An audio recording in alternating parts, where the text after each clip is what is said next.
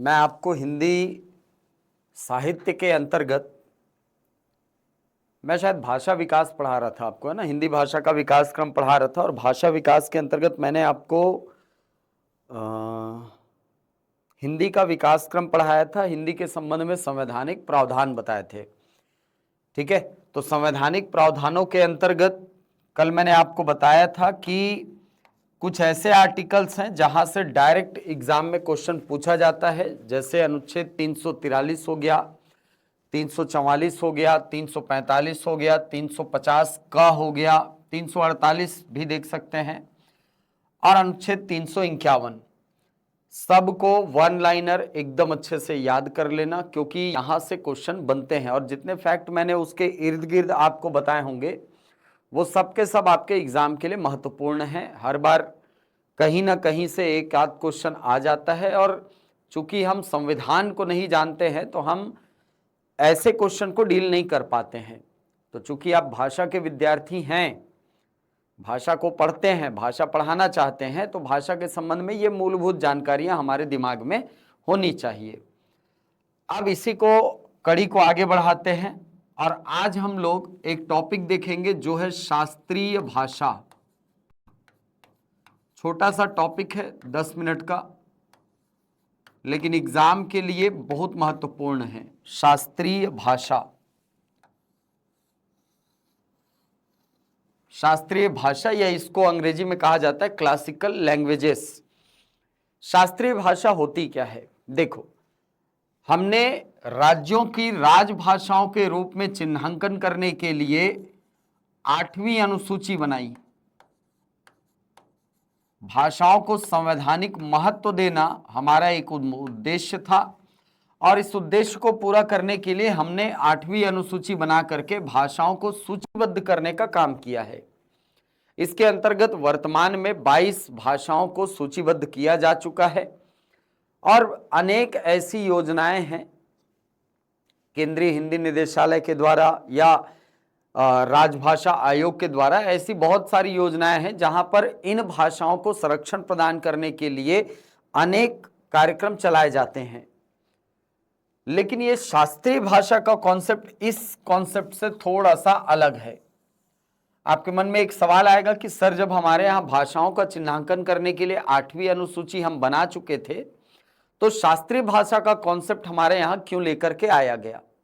असल में शास्त्रीय भाषा ऐसा कॉन्सेप्ट है, एक ऐसी अवधारणा है जिसके माध्यम से प्राचीन ऐतिहासिक महत्व रखने वाली भाषाओं का संरक्षण किया जाता है। ऐसी भाषाएं जिनमें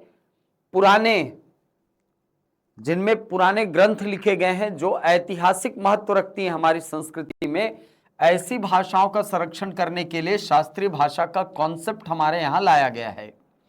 इस कॉन्सेप्ट की शुरुआत होती है वर्ष 2004 में,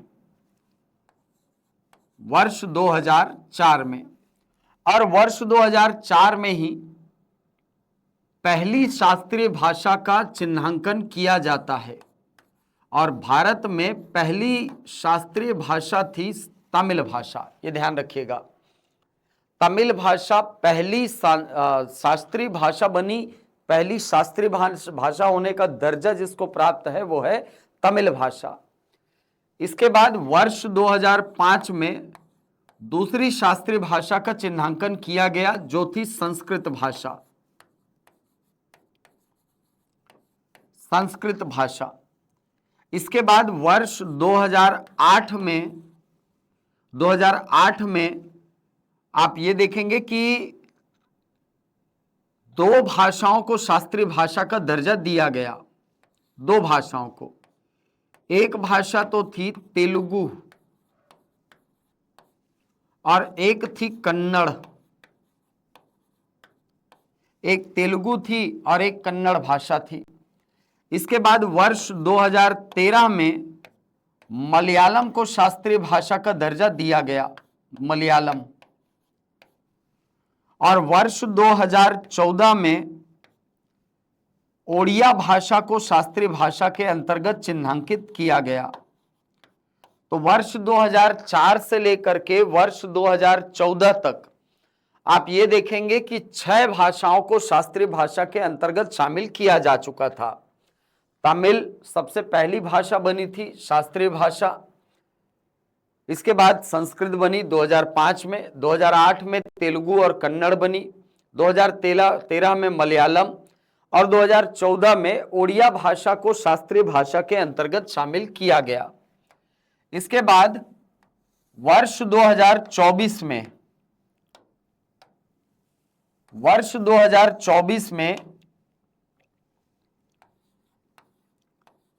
5 भाषाओं को शास्त्रीय भाषा का दर्जा दिया गया। ये 5 भाषाएं कौन सी थी? तो एक भाषा तो थी मराठी, एक भाषा थी बंगाली या बांग्ला, एक भाषा थी असमिया,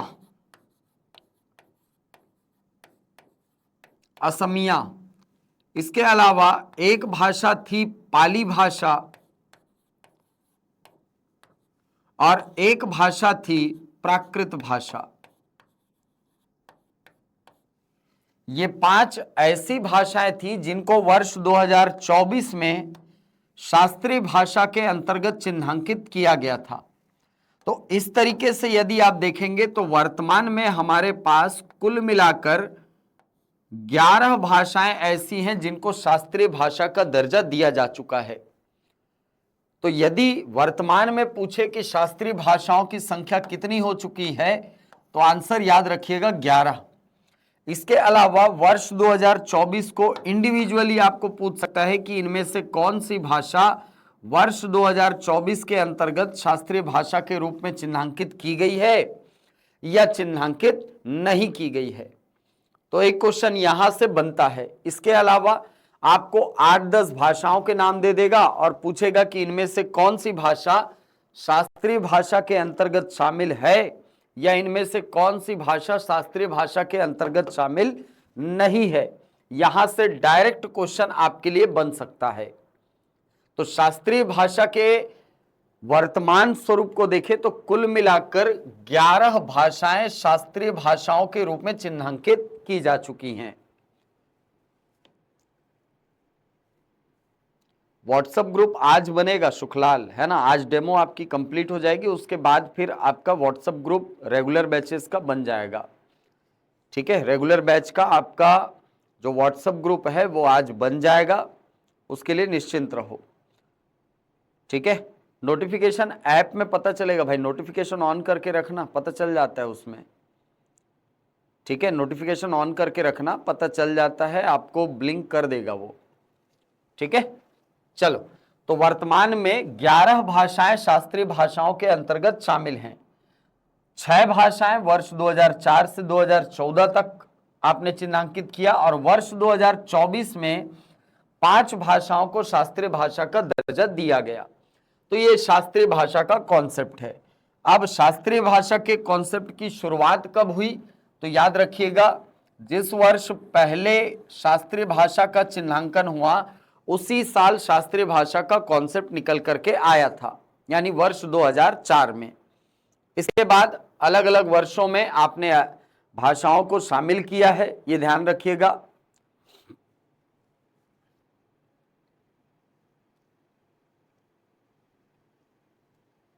अरे तो हिंदी साहित्य तो पूरा करेंगे ही ना यार, पहले हिंदी साहित्य ही पढ़ेंगे भाई। ठीक है सुखलाल, पहले हिंदी साहित्य ही पढ़ना है अपने को। ठीक है, चलो।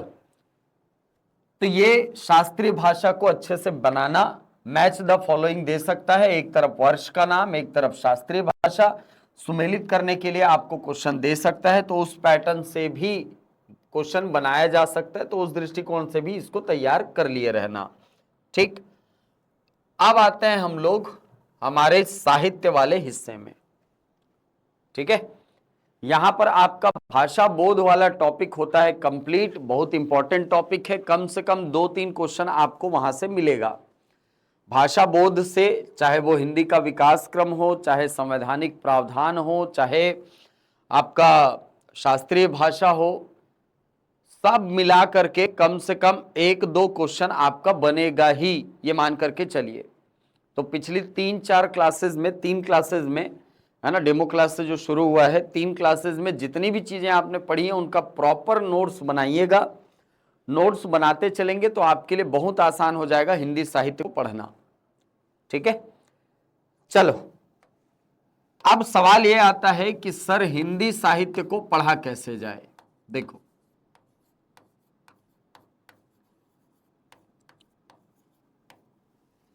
हिंदी साहित्य को अगर हम देखें तो हिंदी साहित्य को बेसिकली 2 भागों में बांट करके पढ़ा जाता है।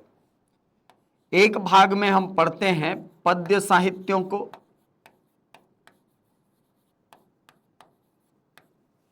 और दूसरे भाग में हम पढ़ते हैं गद्य साहित्यों को। यानी पद्य खंड और गद्य खंड के नाम से ये आपके सिलेबस में रहने वाला है। ठीक है, आपके सिलेबस में गद्य खंड और पद्य खंड के नाम से ये रहेगा। अब इसमें पढ़ना क्या होता है सर? देखो, सबसे पहला सवाल तो यही आता है मन में कि इनको पढ़ें कैसे। सर इतने सारे साहित्य हैं, इतने सारे गद्य हैं, इतने सारे उपन्यास हैं, इतनी सारी कविताएं हैं, इनको पढ़ा कैसे जाए। सबसे पहली बात तो ये ध्यान रखो कि जब भी हम साहित्य को पढ़ने के लिए जाते हैं तो साहित्य का इतिहास हमको सर्वप्रथम पढ़ना चाहिए, सबसे पहली चीज। और हिंदी साहित्य के इतिहास लेखन में एक बहुत शानदार बात यह है कि इतिहास पढ़ते पढ़ते ही आप पद्य खंड को तैयार कर सकते हैं, पद्य खंड को तैयार कर सकते हैं यदि आप इतिहास को अच्छे से पढ़ रहे हैं, कालखंडों के विभाजन को अच्छे से समझ रहे हैं। तो उस कालखंड में बहुत सारे कवि मिलेंगे, बहुत सारे रचनाकार मिलेंगे। उन रचनाकारों को यदि साथ में पढ़ते जाएं तो आपका पद्य खंड वाला हिस्सा बहुत आसानी से तैयार हो जाता है। तो इतिहास वाला हिस्सा हम लोग सबसे पहले पढ़ेंगे, काल विभाजन के बारे में जानेंगे, अलग अलग कालखंड में क्या क्या प्रवृत्तियां रही हैं काव्यों की, रचनाओं की, वो सब हम देखेंगे। पद्य खंड के अंतर्गत क्वेश्चन के पैटर्न को जब आप देखेंगे ना तो आपको पता चलेगा कि सर यहां से क्वेश्चन 3-4 पैटर्न में आता है। कैसे? एक तो क्वेश्चन यहां से पूछता है पद्य खंड में कि पद्य खंड में आपको क्वेश्चन करेगा, एक तो पूछेगा कवि का नाम और उसकी रचना का नाम। यह आप देखिएगा कि ये सबसे ज्यादा पूछा जाने वाला क्वेश्चन है। आपको कोई कविता दे देगा या काव्य संग्रह का नाम दे देगा और बोलेगा कि भाई इसके रचनाकार कौन है, या 5-6 रचनाओं के नाम दे देगा JKLM और बोलेगा कि इनमें से कौन सी कविता फलाना कवि की है या फलाना कवि की नहीं है। ये क्वेश्चन बनता है। तो कवि और रचना ये बहुत इंपॉर्टेंट है, पढ़ेंगे इसको। दूसरा आपको यहां से क्वेश्चन करता है प्रमुख काव्य पंक्तियों की।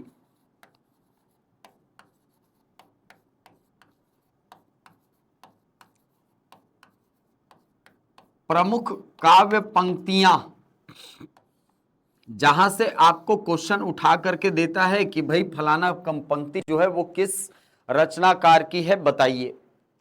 जैसे आपको क्वेश्चन कर लेगा देसिल बयना जग सब जग मिठा,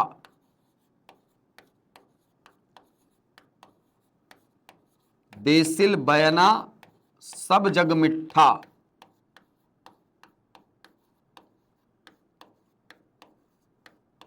इसके रचनाकार कौन है। पूछ लेगा कि इस रचना को किसने लिखा है, ये किसकी काव्य की पंक्ति है, ये आपको क्वेश्चन कर लेगा। ठीक है, या तो आपको क्वेश्चन कर लेगा कि किसी 3-4 कवियों के नाम दे देगा और बोलेगा कि भाई इनमें से कौन सा कवि जो है ना, उसने फलाना के बारे में कुछ कहा है या नहीं कहा है, ऐसा क्वेश्चन आता है। अब ये सबसे ज्यादा पूछे जाने वाले क्वेश्चन हैं, लेकिन इसके अलावा एक क्वेश्चन और मैं आपको कहूंगा कि यहां से तैयार करना है, वो है आचार्य रामचंद्र शुक्ल का हिंदी साहित्य का इतिहास।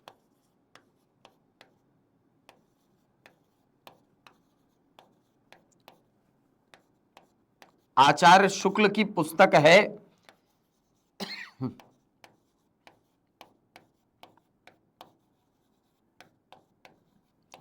हिंदी साहित्य का इतिहास। इस पुस्तक से मैंने देखा है कि कई बार एकदम डायरेक्ट क्वेश्चन आपको निकल करके आते हुए दिखाई पड़ते हैं। तो अगर हम इनको तैयार नहीं कर रहे हैं ना, तो मेरे हिसाब से हम लोग गलती कर रहे हैं। हमको कोशिश करना चाहिए कि इस पूरे हिस्से को एकदम अच्छे से तैयार करें, क्योंकि यहां से अगर क्वेश्चन आया तो ये सरल क्वेश्चन नहीं होते, ये जनरली सबके लिए थोड़े से कठिन क्वेश्चन होते हैं। जैसे आचार्य शुक्ल ने अलग अलग कवियों के बारे में कुछ कहा है अपने किताब में, अलग अलग रचनाकारों के बारे में कुछ कुछ पंक्तियां बोली हैं, वो हमको देखना है। अलग अलग रचनाओं के बारे में कुछ कुछ कथन मिलते हैं आचार्य शुक्ल के हिंदी साहित्य के इतिहास में। तो इस पूरे हिस्से को हमको अच्छे से तैयार करना है, क्योंकि ये आपको न केवल वर्ग 2 में काम आएगा बल्कि वर्ग 1 में भी काम आएगा यदि आप एलिजिबल हैं।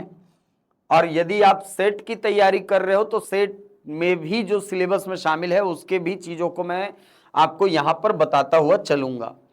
क्योंकि सेट में भी अगर आप पेपर नंबर 2 में देखें तो वहां पर सब्जेक्ट होता है, और सब्जेक्ट के अंतर्गत इस पर्टिकुलर सेक्शन से कई बार क्वेश्चन एकदम वर्ड टू वर्ड आए हैं, एकदम वर्ड टू वर्ड, एकदम लाइन टू लाइन क्वेश्चन पूछा है। तो अगर ये हम तैयार करने के लिए जा रहे हैं तो मान करके चलिए कि आपको सेट के लिए अलग से उसको तैयार करने की आवश्यकता नहीं होगी। तो इसको अच्छे से तैयार करना। वैसे ही अलग अलग रचनाकारों के द्वारा कहे गए जो कथन हैं, है ना, कुछ एक और कथन मिलेंगे आपको। जैसे इतिहास की परिभाषा में 3-4 कथन मिल जाएंगे। साहित्य के इतिहास की जब बात करते हैं तो वहां पर कुछ मत मिलते हैं हमको। तो उन रचनाकारों के या उन साहित्यकारों के उस परिभाषा को पढ़ना है जो उन्होंने इतिहास को परिभाषित करते हुए बताया है। तो पद्य खंड से बेसिकली ये हिस्से आपको देखने को मिलेगा।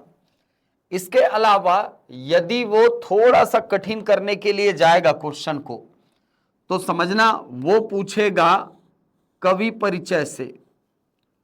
वो क्वेश्चन कर सकता है आपको कवि परिचय से। कवि परिचय से कैसे क्वेश्चन करेगा? जैसे जैसे आपको पूछ लेगा कि कबीर के गुरु का नाम क्या था, सूरदास के गुरु का नाम क्या था। ये डायरेक्ट क्वेश्चन बनता है, डायरेक्ट क्वेश्चन बनते हैं ये कि सूरदास के गुरु का नाम क्या था, कबीर दास के गुरु का नाम क्या था, है कि नहीं।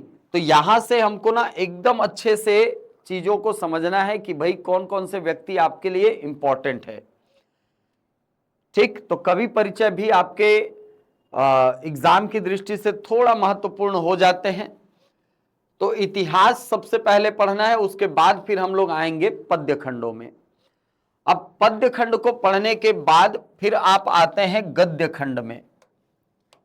पद्य खंड में ये सारी चीजें इंपॉर्टेंट है। इसके बाद जब आप आएंगे गद्य खंड में, तो गद्य खंड के अंतर्गत आपको बहुत सारी विधाओं को देखना होता है, बहुत सारी विधाओं को देखना होता है। जैसे जैसे गद्य खंड के अंतर्गत 2 सबसे महत्वपूर्ण विधा में, 3 बोल दो, एक तो सबसे महत्वपूर्ण विधा में है उपन्यास।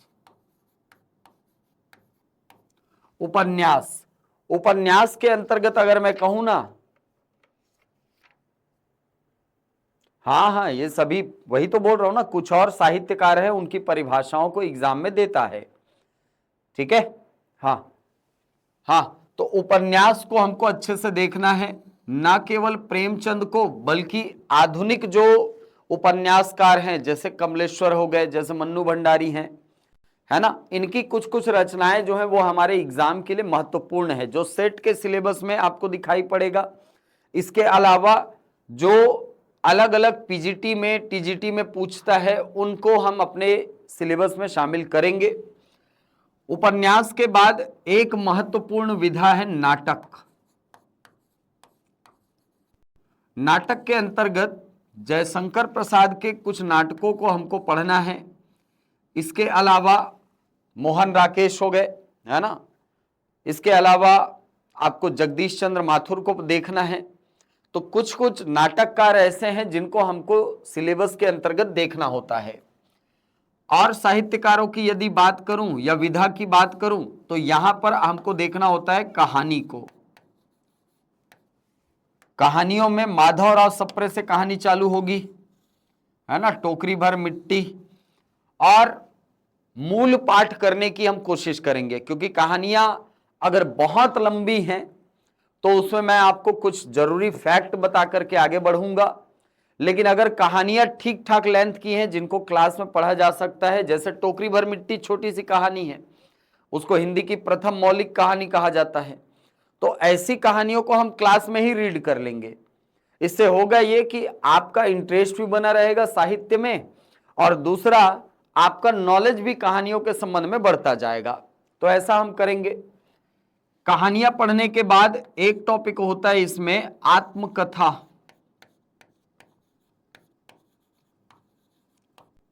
आत्मकथा में नाम बताऊंगा आपको, नाम याद करना है अपने को।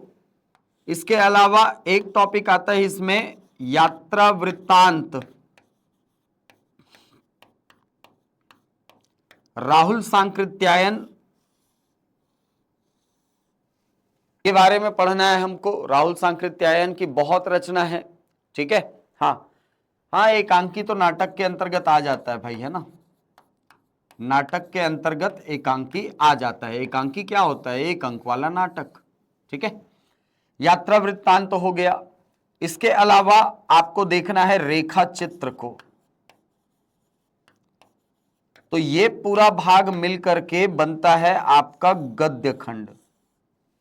गद्य खंड, तो इसमें कहां से क्वेश्चन आता है सर? गद्य खंड में क्वेश्चन कहां से आता है? देखो, गद्य खंड में क्वेश्चन के बहुत सारे फॉर्मेट हमको देखने को मिलेंगे, क्योंकि इसकी विषय वस्तु ही इतनी व्यापक है। इसमें एक तो बनता है सीधा रचना और रचनाकार से। आपको रचना देकर के पूछेगा कि इसके लेखक कौन है, यानी रचनाकार कौन है, आप बताइए, ये क्वेश्चन बनता है। एक ये बनेगा, हाँ निबंध, सॉरी निबंध भूल रहा था मैं, है ना, हाँ निबंध है आपका। कविता क्या है? आचार्य शुक्ल, ये तो पक्का रहेगा अगर सिलेबस में ये आया ना। अगर निबंध शामिल किया तो कविता क्या है जरूर रहेगा। ये नाखून क्यों बढ़ते हैं, आचार्य प्रसाद द्विवेदी, ठीक है, ये बहुत इंपॉर्टेंट है, ये हमको देखना है। हाँ, तो सबसे पहला जो क्वेश्चन बनता है वो बनता है रचना और रचनाकार से। दूसरा यहां से बनता है उपन्यास में पात्र परिचय से क्वेश्चन बन जाता है कई बार। पात्र परिचय, पात्र परिचय जो है ये बेसिकली आपको कौन कौन सी चीजों में देखने को मिलेगा? एक तो हमको देखने को मिलता है उपन्यास में, एक मिलता है नाटक में, और एक मिलता है कहानी में। इन तीन जगहों पर हमको पढ़ना होता है पात्र परिचय को, पात्र परिचय को, ठीक है। अरे जीवनी या आत्मकथा, ठीक है, हाँ जीवनी के अंतर्गत ही है वो। चलो, तो ये पात्र परिचय हमको देखना है कहां कहां? उपन्यास में देखना है, नाटक में देखना है, और एकांकी में देखना है। तीसरी चीज जहां से क्वेश्चन यहां पे आता है वो है घटनाक्रम। घटनाक्रम, घटनाक्रम सबसे ज्यादा महत्वपूर्ण होता है, एक तो नाटक में, सॉरी उपन्यास में, और एक कहानी में। इन दोनों में सबसे ज्यादा पूछा जाने वाला क्वेश्चन है घटनाक्रम। कई बार क्वेश्चन आता है, कई बार क्वेश्चन आता है, जैसे जैसे आपको क्वेश्चन कर देता है जयशंकर प्रसाद की, जब आप चंद्रगुप्त पढ़ते हैं तो वहां पर एक कविता आती है, हिमाद्रि तुंग श्रृंग से प्रबुद्ध शुद्ध भारती, ये किसके द्वारा गाया गया, है ना। तो ऐसे क्वेश्चन जो है वहां से क्वेश्चन आपको डायरेक्ट उठा करके देता है। तो घटनाक्रम अपने को इंपॉर्टेंट याद रखना है, ठीक है। घटनाक्रम के अलावा यहां से और क्या क्वेश्चन करता है सर?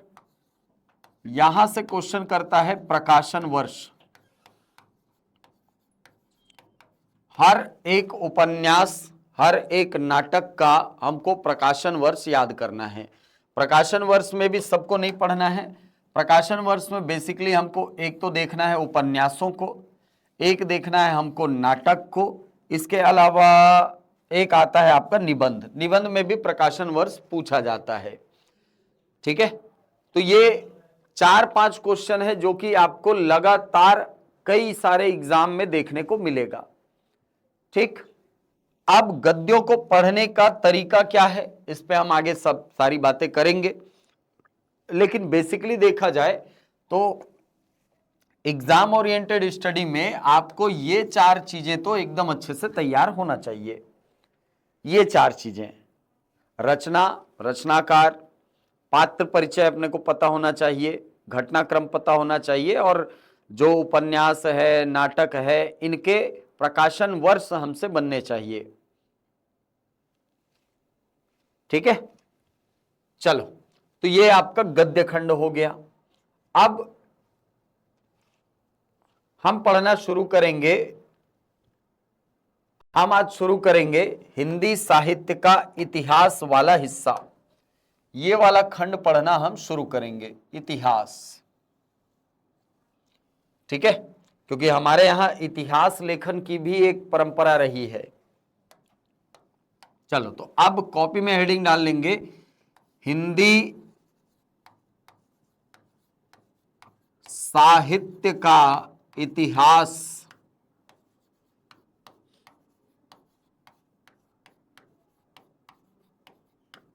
हिंदी साहित्य का इतिहास।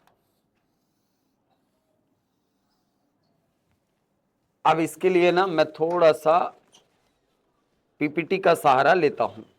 ठीक है, मैं एक पीपीटी इसमें एंटर कर रहा हूं, 2 मिनट टाइम दीजिएगा।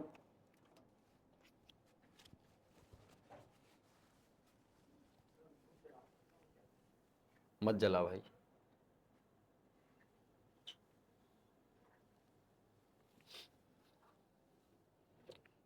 हिंदी साहित्य का इतिहास ये हमको पढ़ना है। तो सबसे पहली बात तो हमको पता होना चाहिए कि इतिहास क्या है और इतिहास किसका लिखा जाता है। तो इतिहास को यदि हम परिभाषित करें तो इतिहास की परिभाषा कहती है, अगर भारतीय परंपरा देखें तो इतिहास की परंपरा कहती है इतिहास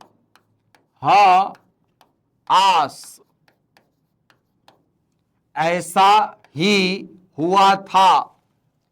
इतिहास शब्द का अर्थ होता है ऐसा ही हुआ था। यह इतिहास की परिभाषा है, लेकिन यह तो हमारी भारतीय परंपरा की परिभाषा हो गई। चलो, निराला जी को प्रणाम करो, आगे चलो।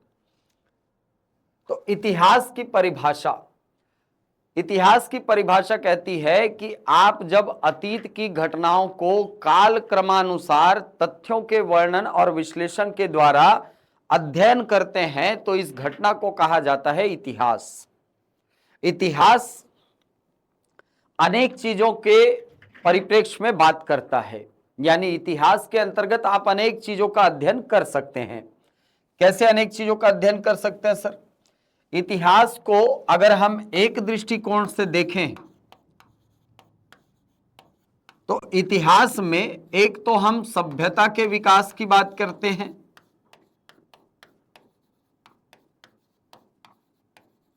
सभ्यता का विकास कैसे हुआ यह हम इतिहास में देखते हैं। दूसरा, इतिहास में हम देखते हैं दर्शन का इतिहास, कि भाई दर्शन कैसे कैसे कैसे कैसे करके आगे बढ़ी है और आगे बढ़ करके वर्तमान रूप में परिलक्षित हो रही है। तो दर्शन का इतिहास हम देखते हैं। इसके अलावा इतिहास में हम सामाजिक व्यवस्था का इतिहास देखते हैं।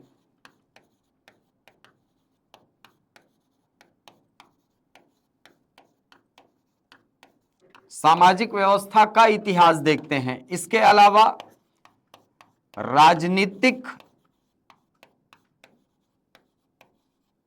परिस्थितियों का इतिहास देखते हैं।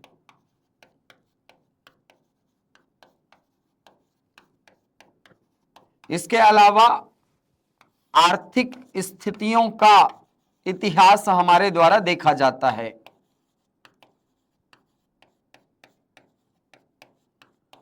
आर्थिक स्थितियों का इतिहास हम देखते हैं इतिहास के अंतर्गत। तो इतिहास एक बहुत बड़ी चीज है जिसके अंतर्गत हम अनेक समाजों का क्रमबद्ध अध्ययन करते हैं। कैसे सर? जैसे जैसे सभ्यता का विकास। सभ्यता का विकास कैसे हुआ? आप पढ़ते हैं कि भाई मानव जो है ना, वो डायरेक्ट आसमान से नहीं उतरा है। हालांकि प्राचीन काल में यदि देखा जाए तो ये मान्यता थी कि भाई कोई देवदूत होता है, वो देवदूत आकर के बच्चा छोड़ के जमीन में चला जाता है। अब अपने बच्चों को मन बहलाने के लिए ये सब कहानियां सब सुनाते ही थे, है ना। लेकिन धीरे धीरे हमको पता चला कि भाई ऐसा कुछ नहीं होता। सभ्यता का निश्चित क्रम में विकास होता है। आप जब सभ्यताओं का इतिहास देखते हैं तो आपको पता चलता है, जैसे आपको पता चलता है कि भाई पहले मनुष्य जो है वो आदि मानव के रूप में जानवर की तरह घूमता रहता था, है कि नहीं, भटकता रहता था। धीरे धीरे समय के साथ उसमें सामूहिक चेतना का विकास हुआ, और जब सामूहिक चेतना का विकास हुआ तो वो छोटे छोटे दलों में रहने लगा, कबीलों में रहने लगा। कबीले बने, झुंड बने, तो उनके लिए शिकार करना आसान हो गया, उनमें सुरक्षा का भाव आने लगा। धीरे धीरे कबीले का आकार थोड़ा बड़ा होने लगा, और यहां पर सामाजिक नियंत्रण की अवधारणा आई। सामाजिक नियंत्रण की अवधारणा आई। सामाजिक नियंत्रण की जब अवधारणा आई तो वहां पर राज्य का निर्माण हुआ। राज्य का मतलब आप ये मत सोचिएगा कि छत्तीसगढ़ है या महाराष्ट्र है ना, गुजरात है, ये राज्य नहीं। राज्य का मतलब है एक ऐसा समूह जो कि नियमों की व्यवस्थाओं से संचालित होता है। तो राज्य की अवधारणा धीरे धीरे आई। आप प्लूटो को पढ़ेंगे तो उसने राज्य की परिभाषा को बहुत शानदार तरीके से दिया है ना। शानदार तरीके से उसने परिभाषित किया है कि राज्य में क्या क्या चीजें होनी चाहिए। उसने नैतिकता के महत्व को बताया है राज्य में, कि राज्य में क्या चीजें होनी चाहिए और किनके संयोजन से न्याय का विकास होता है। तो राज्य का जन्म हुआ। राज्य धीरे धीरे आगे बढ़ा तो यहां पर साम्राज्यवाद आया। साम्राज्यवाद का इतिहास हम पढ़ते हैं इसी सभ्यता के विकास के अंतर्गत। साम्राज्यवाद धीरे धीरे करके समाप्त हुआ। आज हम लोग जिस सभ्यता में जी रहे हैं उसको कहा जाता है लोकतंत्र। ये लोकतंत्रात्मक व्यवस्था है जहां पर जनता का शासन चलता है। तो यहां से आप देख रहे हैं कि एक इकाई के रूप में मनुष्य से लेकर के वर्तमान लोकतंत्र के आते तक आप डायरेक्ट नहीं पहुंचे हो, आप कई चरणों से होते हुए वर्तमान लोकतंत्र का निर्माण करने में सक्षम हुए हो। तो इतिहास में हम इन सारी चीजों का अध्ययन करते हैं, पढ़ते हैं हम लोग। इसी प्रकार दर्शन का इतिहास आप पढ़ते हैं। जैसे आप भारतीय दर्शनों की बात करें तो भारतीय दर्शनों की शुरुआत होती है वेदों से। वेद से आप आते हो उपनिषद में, वेदांत जिसको कहा जाता है। उपनिषदों से आप पहुंचते हैं षड दर्शनों में, है कि नहीं। सबसे पहले कौन आए? वेद आए। वेद से फिर उपनिषद आए। उपनिषद हमारे यहां दर्शन के आधार माने जाते हैं। सबसे मूलभूत आधार है उपनिषद, क्योंकि उपनिषदों में ही अनेक ऐसे वाक्य कहे गए हैं जिनका दार्शनिक चिंतन आज भी होता है। आज भी आप दार्शनिक चिंतन करते हैं, जैसे अहम ब्रह्मस्मि का, जैसे तत्त्वमसि का, जैसे अयम प्रज्ञानम ब्रह्म का, है ना। असतो मा सद्गमया, ये भी उपनिषद से आया है। वसुधैव कुटुंबकम, ये भी हमारे यहां महोपनिषद का वाक्य है। तो ये सारे जो दार्शनिक विचारधाराएं हैं, ये विचारधाराएं आई कहां से हैं? ये उपनिषद से आए हैं। ये दर्शन से उपजे हुए ज्ञान है। उपनिषदों से आप आगे बढ़े तो आपको षड दर्शन की परंपरा मिलती है। षड दर्शन के अंतर्गत आप नाम पढ़ते हैं सांख्य का, आप नाम पढ़ते हैं न्याय का, योग का, वैशेषिक का, पूर्व मीमांसा और उत्तर मीमांसा। 6 दर्शन माने जाते हैं हमारे यहां। तो इन 6 दर्शनों का विकास धीरे धीरे धीरे धीरे हुआ। बहुत बहुत सोचा गया दुनिया के बारे में, दुनिया कैसे बनी है, दुनिया किन तत्वों से मिलकर बनी है, दुनिया की उत्पत्ति का उद्देश्य क्या है। ये सारी चीजें जब सोच करके एक दर्शन के रूप में बांटा गया, तब वहां पर षड दर्शन की परंपरा आई। इसी षड दर्शन की परंपरा के से आगे चल करके आपको 3 बड़े शानदार दर्शन दिखाई पड़ते हैं जो कि भारतीय परंपरा में निकले हैं। एक तो निकला है बौद्ध दर्शन, एक निकला है जैन दर्शन और एक निकला है चार्वाक दर्शन।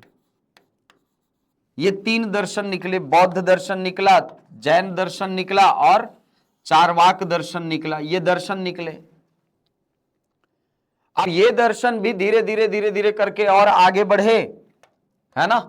तो इन दर्शनों के बाद कौन आते हैं? इसके बाद फिर आते हैं आपके अद्वैतवाद का प्रतिपादन करने वाले आचार्य शंकर आते हैं, शंकराचार्य आते हैं। शंकराचार्य के साथ या शंकराचार्य का खंडन करने के लिए अनेक मत दिए गए। जैसे शंकराचार्य ने अद्वैतवाद दिया,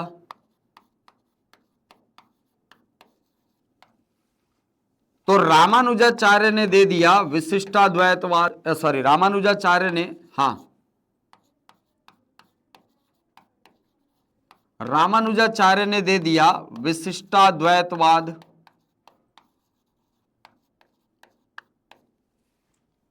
और आगे बढ़े तो निम्बकाचार्य मिलेंगे आपको। निम्बकाचार्य ने द्वैताद्वैतवाद दे दिया। और आगे बढ़े मध्वाचार्य मिलेंगे आपको। मध्वाचार्य ने तो सीधे सीधे इसके शंकराचार्य के विचारों का खंडन करते हुए द्वैतवाद दे दिया। अद्वैत नहीं, द्वैतवाद है, भक्ति की स्थापना करनी है तो द्वैतवाद के दे दिया। इसके अलावा और आप देखेंगे तो आपको कौन मिलेंगे? अपने वल्लभाचार्य जी मिलेंगे। इन्होंने शुद्धाद्वैतवाद दे दिया।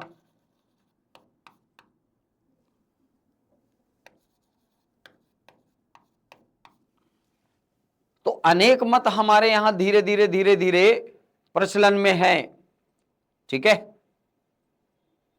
ए भाई फिलोसफर, प्लेटो जी कहते हैं कि जो हम देखते हैं वह सत्य नहीं है और जो हम नहीं देखते वो सत्य है। अरे प्रत्ययवाद कहा जाता है इसको, सुखलाल।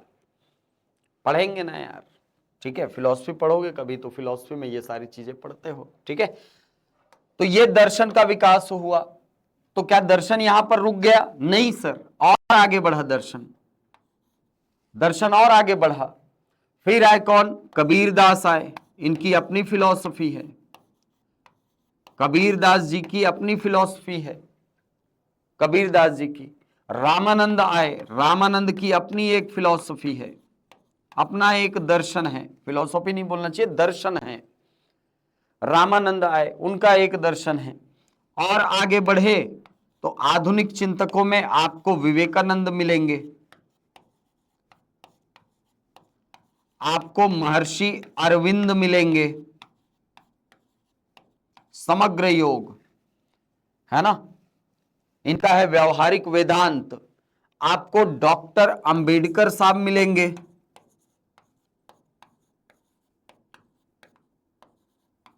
डॉक्टर भीमराव अंबेडकर जी मिलेंगे। आपको महात्मा गांधी जी मिलेंगे।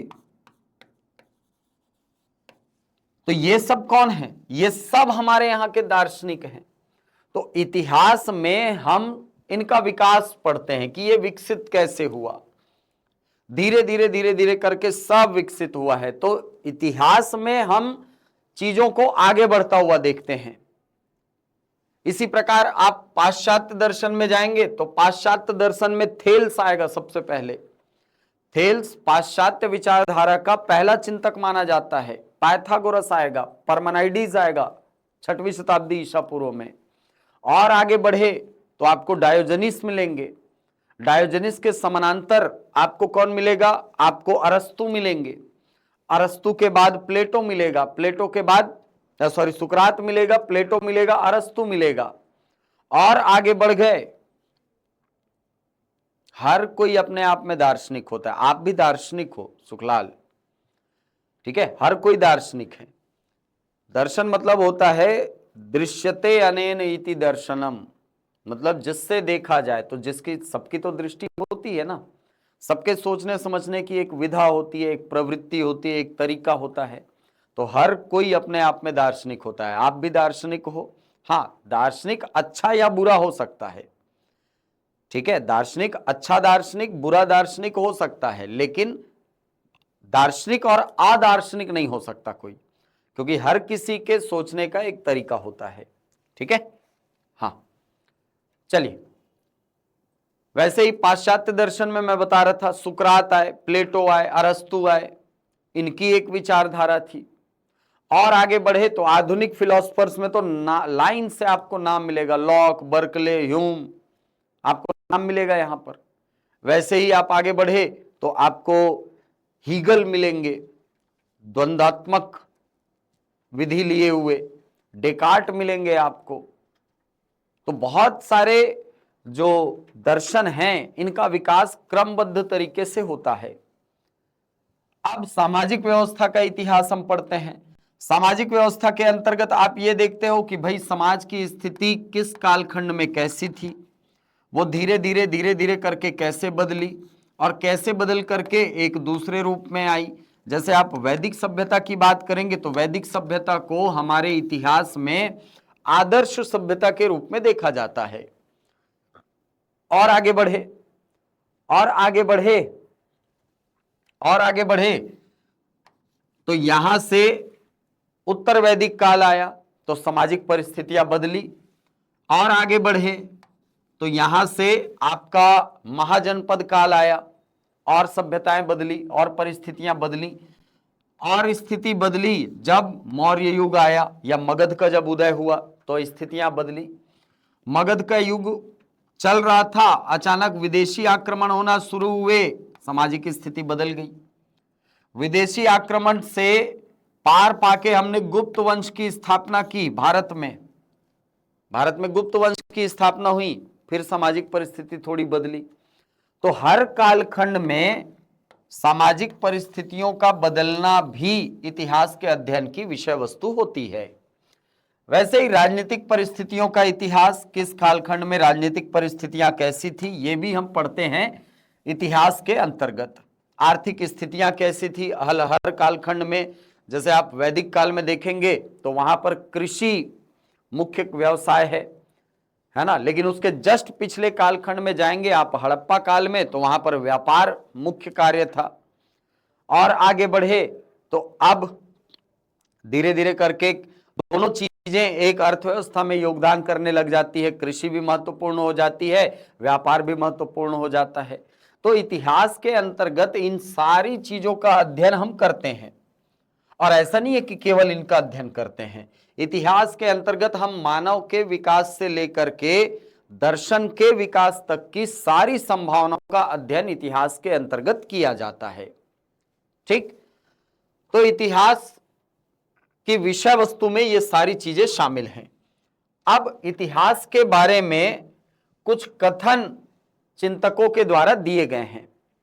जैसे एक कथन दिया गया है कार्लाइल के द्वारा। कथनों को याद रखिएगा, क्योंकि कथन जो है ना, ये वन लाइनर फैक्ट के रूप में आपको एग्जाम में पूछता है, ठीक है? तो कार्लाइल जो है ये इतिहास को एक दर्शन के रूप में देखता है, एक फिलॉसफी के रूप में देखता है, एक दृष्टिकोण के रूप में देखता है, और कहता है कि इतिहास एक दर्शन है जो घटनाओं और दृष्टांतों के माध्यम से शिक्षा प्रदान करने का प्रयास करता है। यानी कार्लाइल का पूरा जो दृष्टिकोण है वो इस बात पर केंद्रित है कि इतिहास एक फिलॉसफी है, और इस फिलॉसफी के माध्यम से हम क्या देखते हैं, हम उदाहरण देखते हैं। हम कहते हैं ना कि इतिहास अपने आप को दोहराता है। तो कैसे पता चला दोहराता है? क्योंकि हमारे पास ऐसे ऐसे दृष्टांत, ऐसे उदाहरण उपलब्ध हैं कि भाई एक व्यक्ति जो है यदि अपने पिता की हत्या करके गद्दी पर बैठा है तो इसका पुत्र इसको मार करके ही गद्दी प्राप्त करेगा, और इसका पुत्र इसकी गद्दी हथियाएगा इसको मार करके। हमने पढ़ा है हर्यक वंश में, जिसको पितृहंता वंश कहा जाता है, अजात शत्रु का नाम आता है इसमें। ठीक है, तो जब आप कार्लाइल के इस विचार का, इस कथन का आप अवलोकन करते हैं तो आपको पता चलता है कि कार्लाइल एक ऐसा व्यक्ति है जिसने इतिहास को दर्शन से जोड़ने की कोशिश की है, और इसके लिए वो सहारा लेते हैं उदाहरणों या दृष्टांतों का। तो ये कथन याद रखिएगा, इतिहास एक दर्शन है। कौन कहता है? कार्लाइल कहता है। कार्लाइल का कथन है कि इतिहास एक दर्शन है। अब विको टर्मरिक वाला नहीं है भाई, है ना? हाँ, विको क्या बोलता है? इतिहास का संबंध न केवल अतीत से है बल्कि वर्तमान से भी है। तो यहां पर विको का ये जो कथन है ये इस आशय को प्रकट करता है कि इतिहास, चूंकि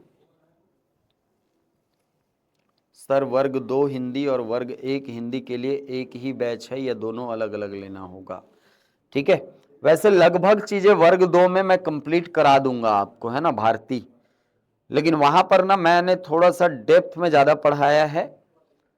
ठीक है, तो यदि आप वर्ग 1 तैयार करना चाहते हैं तो वहां से कर सकते हैं। ठीक है,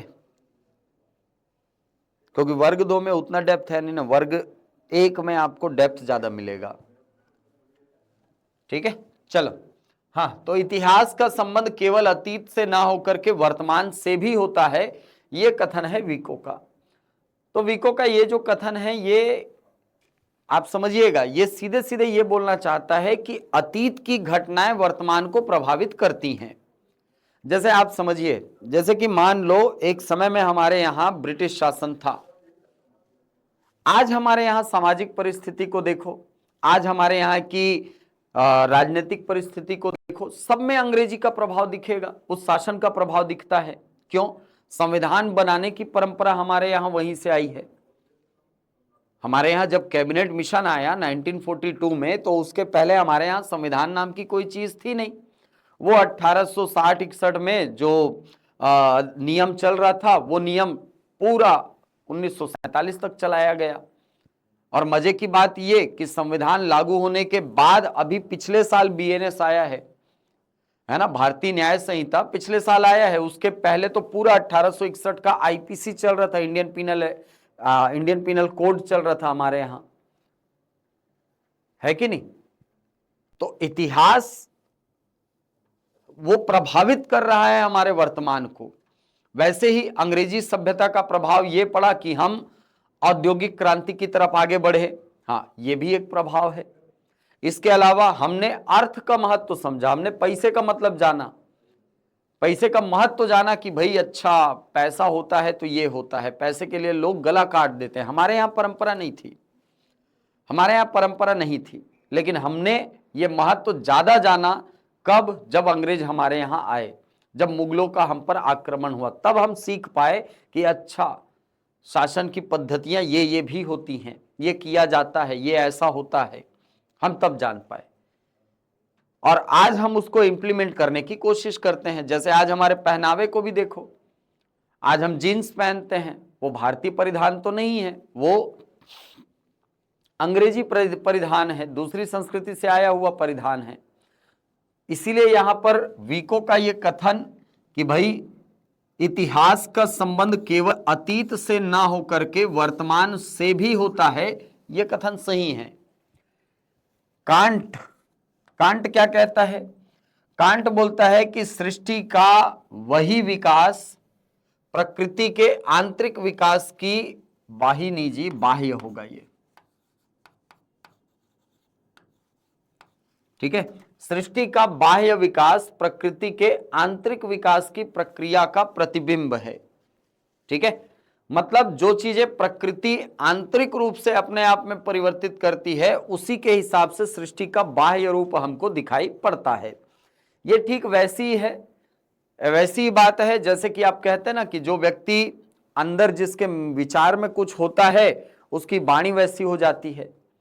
आपके मन में अगर अच्छी बातें हैं, आप अच्छा बोलना चाहते हैं, अच्छा लोगों से व्यवहार करना चाहते हैं, तो आपकी भाषा भी उसके अनुरूप हो जाती है। लेकिन मन में ही चिड़चिड़ापन भरा हुआ है, मन में ही गुस्सा भरा हुआ है, मन में ही कपट भरा हुआ है, तो धीरे धीरे आपकी भाषा भी उसी अनुरूप बदलती चली जाती है। तो जब आप प्रकृति के आंतरिक विकास को देखते हैं तो आंतरिक विकास की प्रक्रिया से ही बाह्य रूप निर्धारित होता है, ऐसा कथन है कांट का। हीगल कहता है कि इतिहास केवल घटनाओं का अन्वेषण और संकलन मात्र नहीं है, बल्कि उसके भीतर कार्य कारण श्रृंखला विद्यमान है। क्या मतलब सर? देखो, ये किस लेवल का बात है? ये उस लेवल की बात है जैसा कि गौतम बुद्ध ने कहा था अपनी फिलॉसफी में। गौतम बुद्ध की फिलॉसफी जब आप पढ़ेंगे तो वहां एक शब्द आता है प्रतीत्य समुत्पाद।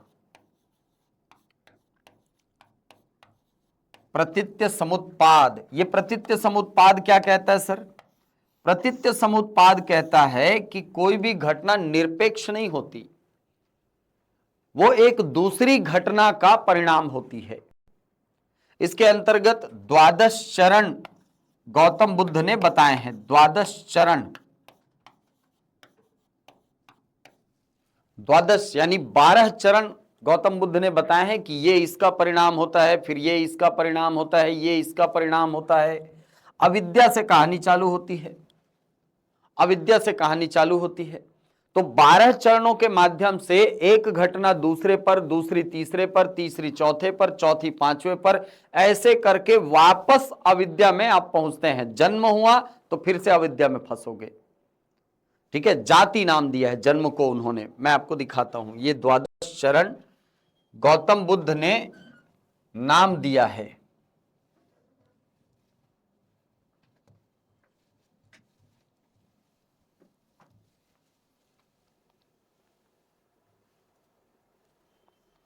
अरे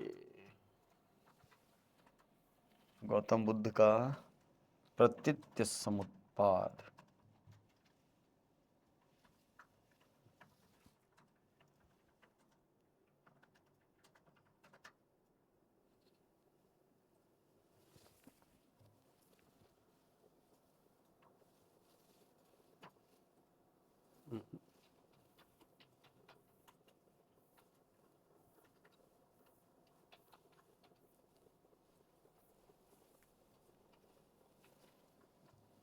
प्रतीत्य समुत्पाद के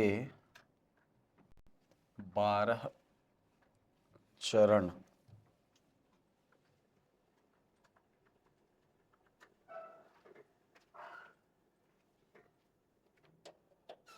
ये देखो, ये इंग्लिश में लिखा है यार, लेकिन ठीक है।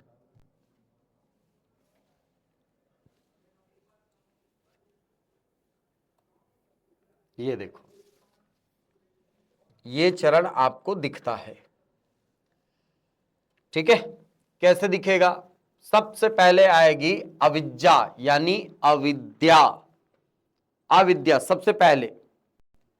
ठीक है, अब अविद्या के बाद दूसरा चरण आता है संखारा। ठीक है, या इसी को बोला जाता है संज्ञा, नाम रूप कहा जाता है। ठीक है, फिर आता है विज्ञान या विज्ञान, फिर आता है नाम रूप, फिर आता है, क्या लिखा है यार, सेंसेस, है ना, मतलब ये है आपका सेंसेस, मतलब हो गया इंद्रियां। ठीक है, फिर आ गया आपका छठा, ठीक है, फर्स्ट सेंसरी कॉन्टेक्ट स्टिमुलेशन, संवेदना, वेदना। फिर आ जाएगा आपका थर्स्ट, क्रेविंग, मतलब आप किसी चीज को पाने के लिए बहुत ज्यादा आतुर हो जाओ। फिर आएगा उपादान, फिर आएगा भव, फिर आता है जाति, और उसके बाद आएगा जरा मरण। तो कुल मिलाकर 12 चरण हैं, और 12वें चरण में जैसे ही जरा मरण के चक्र में फिर से फंसे तो फिर कहां पहुंच जाओगे? अविद्या में फंस जाओगे। ठीक है, तो ये इस प्रकार से आपको दिखाई पड़ता है 12 अलग अलग चरणों के रूप में। हीगल भी इसी सिद्धांत को परिभाषित कर रहा है कि इतिहास घटनाओं का केवल अन्वेषण, घटनाओं को देखना मात्र नहीं है, उसकी घटनाओं के तथ्यों का संकलन करना बस नहीं है, बल्कि इतिहास असल में कार्य कारण के संबंध को बताता है। इसका मतलब समझो, इसका मतलब हीगल ये बोलना चाहता है कि कल जो आपने काम किया था या इतिहास में कल जो परिस्थिति थी वो आज की परिस्थिति बनाने के लिए उत्तरदायी होगी। जैसे आज हमारे यहां गरीबी बहुत बड़े स्तर पर है, तो इसका कहीं ना कहीं कारण अंग्रेजों के समय जो हमारा शोषण हुआ वो बिल्कुल कारण है। अंग्रेजों के समय जो हमारे पैतृक जो कार्य थे उनको हमने छोड़ करके दूसरे कार्यों को अपनाया, ये भी हमारे यहाँ पतन का एक कारण है। और उसके पीछे जाओगे तो मुगल काल में जो बहुत सारे आतताइयों ने हमारे यहाँ लोगों को आक्रांत करके उनके रोजगारों को छीना था, उनको दूसरे कार्यों में लगा दिया था, वो भी एक कारण बनता है। और इस तरीके से आज जो काम चल रहा है, अब खुद सोचो ना, आज के समय में बेरोजगारी इतनी है, कल के समय में रोजगार दर और कम होगी। क्यों? क्योंकि जनसंख्या कम है सर, मतलब बेरोजगारी तो और ज्यादा दिखाई पड़ेगी हमको। आज अगर बेरोजगारी हमको 10, 20, 25% दिखाई पड़ रहा है, तो आगे जाकर के वो और भयावह रूप में दिखाई पड़ेगी। और आगे बढ़ोगे, जनसंख्या यदि कंट्रोल नहीं हुआ तो और ज्यादा भयानक रूप में दिखाई पड़ेगी हमको। तो कुल मिलाकर ये जो चक्र है या ये जो सीक्वेंस है ये चलता रहता है। कब तक चलेगा? जब तक इस रीजन को खत्म ना किया जाए। तो कार्य कारण का संबंध आपको दिखाई पड़ता है जब भी आप इतिहास की बात करते हैं। हमारे यहां औद्योगिक धंधों का जो पुराने प्राचीन काल से हमारे यहां जो चले आ रहे पारंपरिक कार्य थे, हमने उन कार्यों को छोड़ दिया। तो इसके कारण हम आज कृषि, हम भले गर्व से छाती पीट के बोलते हैं कि भाई हम किसान के परिवार से हैं, लेकिन खातू पालने में हम लोग को हालत खराब हो जाता है। हमको नहीं आता है सर, हमको बैला गाड़ी चलाने नहीं आता है ना। ये क्यों हुआ? हमने अपनी पुराने कार्यों को छोड़ दिया, पुराने कार्य हमने छोड़ दिए। क्यों हुआ? उसके पीछे कारण थे सर, राजनीतिक कारण थे। पैसा कम मिल रहा था, हमको अपने बड़े परिवार को पालन करना था, तो हमें और काम करना पड़ा। तो ये कारण बनता है। तो कार्य कारण के सिद्धांत के रूप में परिभाषित करता है कौन? हीगल। तो अगर आप इस पूरे इन चारों परिभाषाओं को देखोगे ना, तो विको और हीगल आपको एक दूसरे के जैसा प्रतीत होंगे, है कि नहीं। जैसे इतिहास का संबंध केवल अतीत से नहीं है ना, न केवल अतीत से है बल्कि वर्तमान से भी है, ये विको बोल रहा है। और इसी को एक कदम आगे लेकर के जा रहा है कौन? हीगल। ठीक है, ये ध्यान रखिएगा।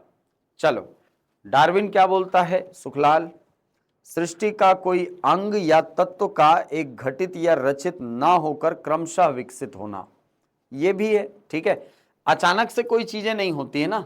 वही तो मैंने कहा, इतिहास में जब भी आप इतिहास पढ़ोगे ना, तो इतिहास में कोई भी चीजें रैंडमली नहीं होती हैं, अचानक से नहीं हो जाएगा। ठीक है, वहां पर उसके पीछे कोई ना कोई कारण होता है। और यही बात तो हीगल बोल रहा है, यही बात तो हीगल बोल रहा है कि भाई कार्य कारण का श्रृंखला वहां पर आपको दिखाई जरूर पड़ेगा। ठीक, अब यदि इतिहास लेखन के दृष्टिकोण की बात करें, तो इतिहास लेखन में दो दृष्टिकोण हमको दिखाई पड़ते हैं। एक तो पड़ता है हमको भारतीय दृष्टिकोण और एक दिखता है पाश्चात्य दृष्टिकोण। भारतीय दृष्टिकोण की यदि बात करें तो भारतीय दृष्टिकोण में हमको एक आदर्शवादी स्थिति दिखाई पड़ती है।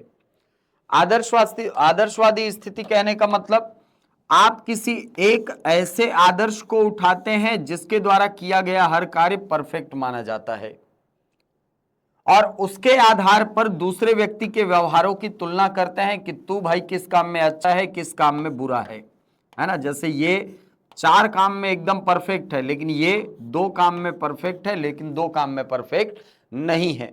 तो इसके आधार पर सुधार की गुंजाइश यहां पर बनाई जाती है। यह आदर्शवादी प्रकृति कहलाती है और यह भारतीय परंपरा में हमको दिखाई पड़ता है। भारतीय परंपरा की खास बात, सबसे खास बात यही है कि भारतीय परंपरा में सुधार की प्रवृत्ति को तवज्जो दिया जाता है, सुधार की प्रवृत्ति को माना जाता है। ठीक, वहीं अगर पाश्चात्य, अच्छा, भारतीय दृष्टिकोण में एक और शब्द आता है कि सर भारतीय दृष्टिकोण जो है ना, ये आध्यात्मिक दृष्टिकोण है। मतलब जिसको आपने आदर्श बनाया है उसके प्रति आपके मन में श्रद्धा का भाव होता है। ठीक है, श्रद्धा का भाव होता है, आप उसके खिलाफ गलत नहीं बोलते हैं, ये हमारे यहां प्रवृत्ति मिलती है। जबकि पाश्चात्य संस्कृति में आलोचना को एक अच्छे कार्य के रूप में देखा जाता है। आलोचना मतलब ये नहीं कि भाई उसको कुछ भी उठपटांग कोई भी मिथ्या आरोप लगा दो, नहीं। आलोचना का मतलब है तथ्यात्मक रूप से उसकी आलोचना करना। तथ्यात्मक रूप से आप आलोचना करते हैं कि भाई आप जो बोल रहे हो इसका खंडन ऐसे हो सकता है ना। ये यथार्थवादी है, मतलब वास्तविकता को सामने रख करके बात करने वाली प्रकृति है। दूसरा अनुसंधान मूलक है, मतलब रिसर्च वहां पर किया जाता है, बिना तथ्यों के वहां पर बात नहीं कही जाती है पाश्चात्य दृष्टिकोण में, इतिहास लेखन की परंपरा में। तो ये दो दृष्टिकोण है हमारे यहां। इसमें से क्वेश्चन ये आता है कि भारतीय, है ना, इतिहास लेखन के दृष्टिकोण में कौन से पक्ष शामिल हैं? तो आध्यात्मिक और आदर्शवादी पद हमारे यहां शामिल हैं। यथार्थवादी नहीं होता है, इस बात को ध्यान रखना। अनुसंधान मूलक हमारे यहां नहीं है, ये पाश्चात्य दृष्टिकोण की देन है। आजकल धीरे धीरे ये शामिल हो रहा है, लेकिन, है ना, आजकल ये धीरे धीरे हमारे यहां शामिल हो रहा है। अब मुझे ना 2 मिनट टाइम देना, मैं पानी पी के आ रहा हूं, फिर क्लास कंटिन्यू करते हैं।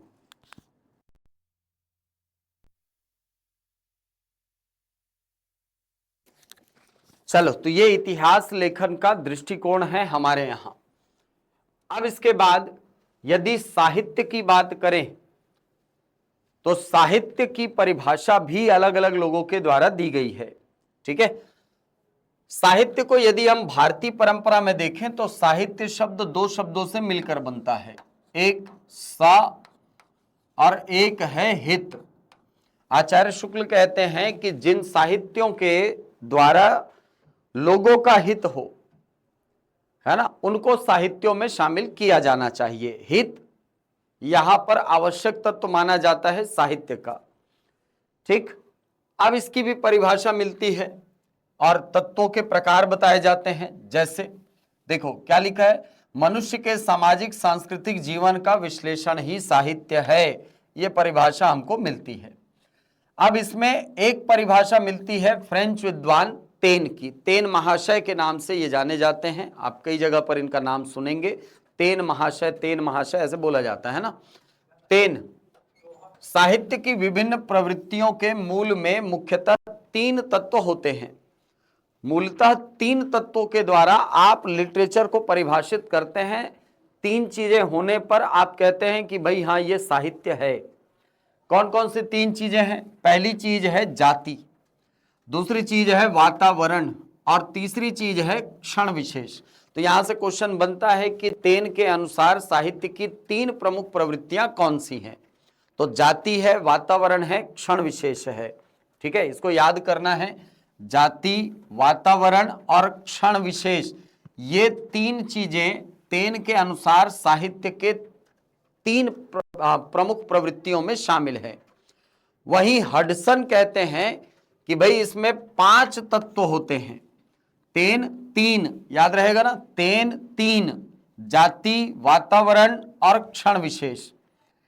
वहीं हडसन क्या बोलता है कि साहित्य की विभिन्न प्रवृत्तियों के मूल में कृतिकार की प्रवृत्ति, प्रतिभा व व्यक्ति की भी भूमिका होती है। ध्यान रखना, तेन ने कृतिकार की प्रवृत्ति या प्रतिभा को मानने से इंकार कर दिया। यह माना है किसने? हडसन ने। तो हडसन कहता है कि किसी भी साहित्य में 5 चीजों का होना जरूरी है। क्या क्या 5 चीजें हैं? पहला है सृजन शक्ति, दूसरा है परंपरा, तीसरा है वातावरण, चौथा है द्वंद्व और पांचवा है संतुलन। तो 3 तत्व बताए, 3 ने, हडसन बोला 5 है। 3 तत्व 3 ने बताए, कौन कौन सा? जाति, वातावरण और क्षण विशेष। जाति, वातावरण, क्षण विशेष। जबकि हडसन ने बोला 5 चीजें हैं। क्या क्या? सृजन शक्ति है, परंपरा है, वातावरण है, द्वंद्व है और संतुलन है।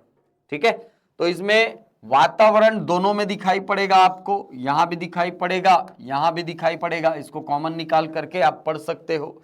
ठीक, तो 5 चीजें आपके हडसन के द्वारा साहित्य के तत्वों के अंतर्गत बताई गई हैं। इसको याद करिएगा। 5 चीजें हैं, सृजन शक्ति, परंपरा, वातावरण, द्वंद्व और संतुलन। ये 5 चीजें। ठीक, तो ये साहित्य। अब एक क्वेश्चन यहां से आता है कि जर्मन चिंतकों ने इतिहास की व्याख्या में किस चीज को सबसे ज्यादा महत्व दिया है? तो याद रखिएगा, ये सेट में आता है ये वाला क्वेश्चन। ये वाला क्वेश्चन जो है ना, वो सेट नेट का क्वेश्चन है ये, लेकिन है तो साहित्य का ही। तो इसको ध्यान रखिएगा कि जर्मन चिंतकों की जब बारी आएगी ना, तो जर्मन चिंतकों में युग चेतना को सबसे ज्यादा महत्व देने की बात सामने आती है। ये जो चिंतक है, ये देखते हैं कि भाई लोग कितने जागरूक हैं, लोगों में कितनी जागरूकता है ना। तो जर्मन चिंतकों ने युग चेतना को सर्वाधिक महत्व दिया है।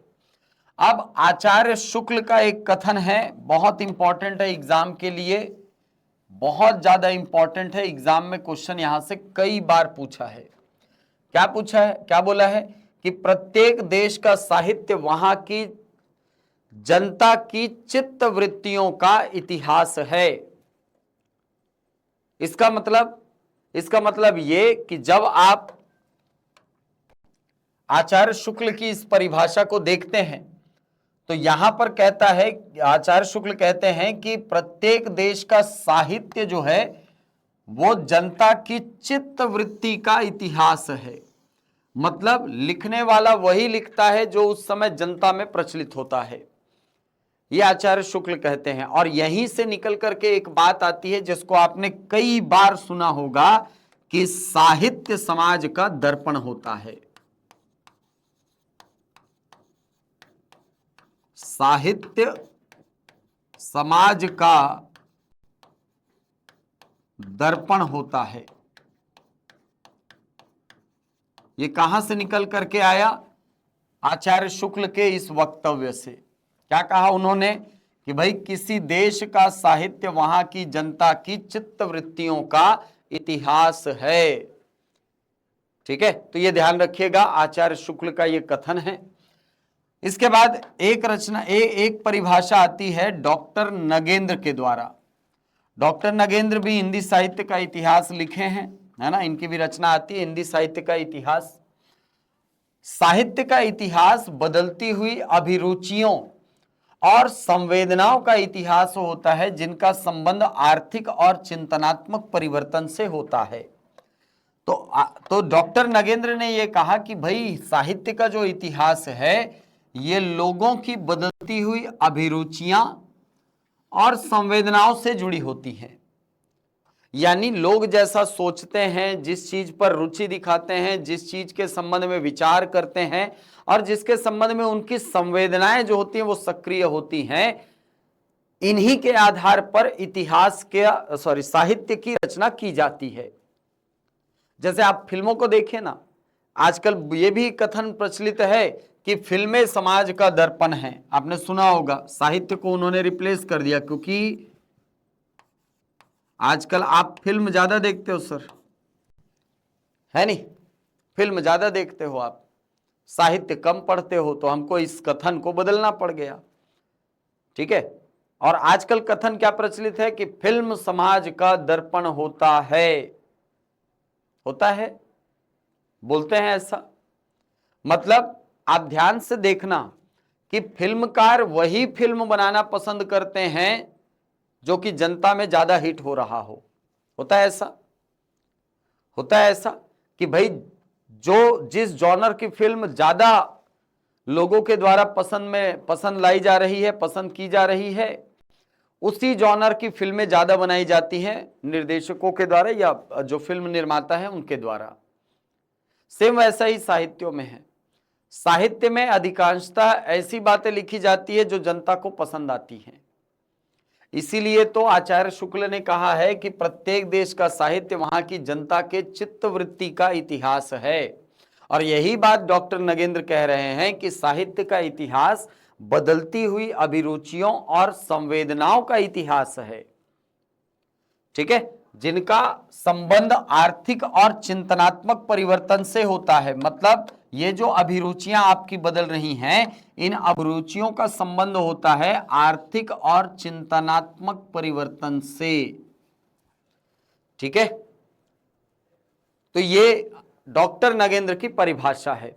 तो ये तीन जो चीजें हैं इसको एकदम अच्छे से याद रखना। सबसे पहले तो याद रखना कि जर्मन चिंतकों ने इतिहास को व्याख्या करते समय युग चेतना को सबसे ज्यादा महत्व दिया हुआ है। दूसरी बात कि आचार्य शुक्ल कहते हैं कि किसी देश का जो साहित्य होता है वो वहां की जनता की चित्त वृत्तियों का इतिहास होता है। और डॉक्टर नगेंद्र कहते हैं कि साहित्य का इतिहास बदलती हुई अभिरुचियों और संवेदनाओं का इतिहास होता है, जिनका संबंध आर्थिक और चिंतनात्मक परिवर्तन से होता है।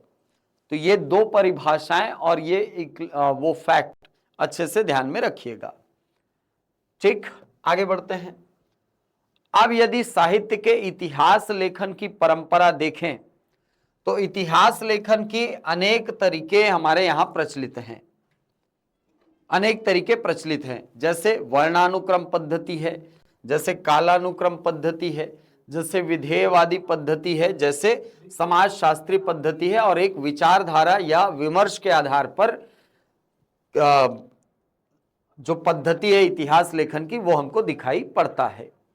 ठीक है, अब सबसे पहले हम लोग देखेंगे वर्णानुक्रम पद्धति को। 5 पद्धतियां होती हैं, ये ध्यान रखिएगा। सबसे पहली पद्धति को कहा जाता है वर्णानुक्रम पद्धति। वर्णानुक्रम पद्धति में होता यह है कि वर्णमाला के वर्णों के अनुसार रचनाकारों को व्यवस्थित किया जाता है। ठीक है, जैसे ए से आरंभ होने वाले जो कवि हैं उनको सबसे पहले रखा जाएगा, है ना। ए वाला सबसे पहले, फिर ए बी वाला, फिर ए सी वाला, फिर ए डी वाला, ऐसा। फिर बी वाले आएंगे तो बी ए वाले, बी बी वाले, बी सी वाले, बी डी वाले। तो वर्णों के क्रम के अनुसार यहां पर व्यवस्थित किया जाता है नामों को। तो जब नामों को इस तरीके से व्यवस्थित किया जाता है तो इस विधि को कहा जाता है वर्णानुक्रम पद्धति, यानी जहां वर्णों के क्रम के अनुसार आप कवियों का इतिहास लिखते हैं, इसको कहा जाता है वर्णानुक्रम पद्धति। ठीक है, अब हिंदी के साहित्यकारों में यदि देखें तो वहां पर ध्यान रखना हिंदी की डिक्शनरी फॉलो होती है ना। हिंदी वर्ण क्रम के अनुसार साहित्यकारों को उनके सीक्वेंस में लगाया जाता है। अब दूसरा है, अच्छा, इस विधि का प्रयोग हिंदी के साहित्य के इतिहास लेखन में किसने किया? तो एक नाम आता है गारसा द तासी का और दूसरा नाम आता है डॉक्टर शिव सिंह सेंगर का। गारसा द तासी ने 1839 में, कहीं कहीं 1838 लिखा हुआ मिलेगा, लेकिन अधिकांश सोर्स 1839 में मानते हैं। 1839 में इन्होंने एक पुस्तक लिखी जिसका नाम था इस्तवार द ला लित्येतुर एंदुई ए एंदुस्तानी। ये पुस्तक का नाम था। ऐसा क्यों नाम था सर? ऐसा नाम इसलिए था क्योंकि गारसा द तासी खुद एक फ्रेंच भाषा विज्ञानी थे और किस भाषा को पढ़ाते थे? ये अध्ययन कराते थे उर्दू भाषा को। उर्दू भाषा का अध्ययन कराते थे, उर्दू के टीचर थे भाई साहब। तो इन्होंने क्या किया, 1839 में एक पुस्तक लिखी जिसका नाम था इस्तवार द ला लित्येतुर एंदुई ए एंदुस्तानी। ये पुस्तक का नाम रखा। इस पुस्तक में लगभग 783 कवियों और जो लेखक थे, 783 ना, ध्यान रखिएगा, 783, 783 कवियों और लेखकों को वर्णानुक्रम से उन्होंने लिख दिया। इसी को इतिहास लेखन का या साहित्य के इतिहास लेखन का पहला ग्रंथ माना जाता है। तो भारत में साहित्य के इतिहास लेखन की परंपरा जिन्होंने शुरू की उसका नाम था गारसा द तासी। नाम याद रखिएगा, बहुत इंपॉर्टेंट है, गारसा द तासी।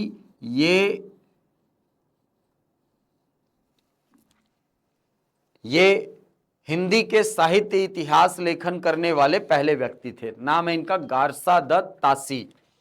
कब लिखा इन्होंने हिंदी का इतिहास? 1839 में। पुस्तक का नाम क्या रखा इन्होंने? रखा इस्तवार द ला लित्यतुर एंदुई ए एंदुस्तानी। ठीक, अब दूसरे नंबर पर आते हैं डॉक्टर शिव सिंह सेंगर। शिव सिंह सेंगर ने 1883 में एक पुस्तक लिखी जिसका नाम था शिव सिंह सरोज।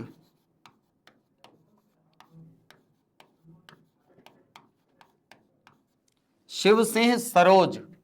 इस शिव सिंह सरोज में इन्होंने लगभग 838 कवियों और लेखकों को वर्णानुक्रम पद्धति से उनके बारे में लिखा, उनका जीवन परिचय दिया। ठीक है, तो 838 कवियों और लेखकों का नाम, एक मिनट ना,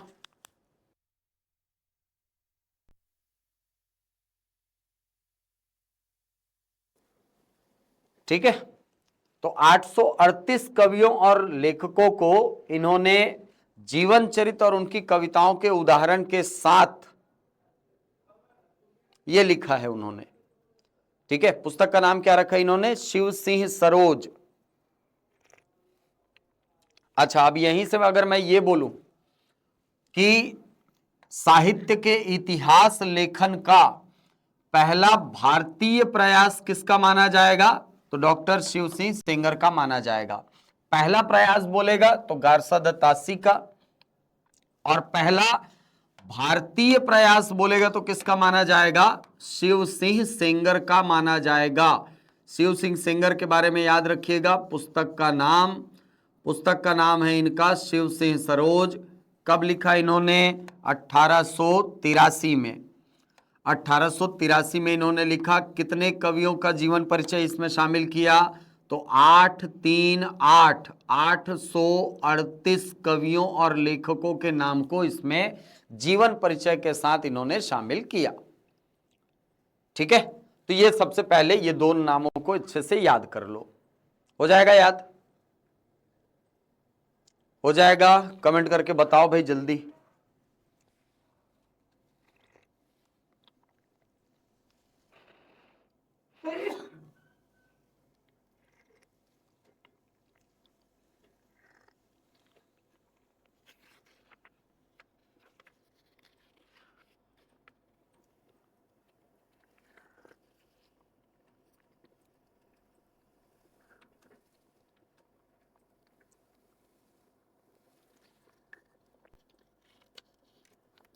हो जाएगा?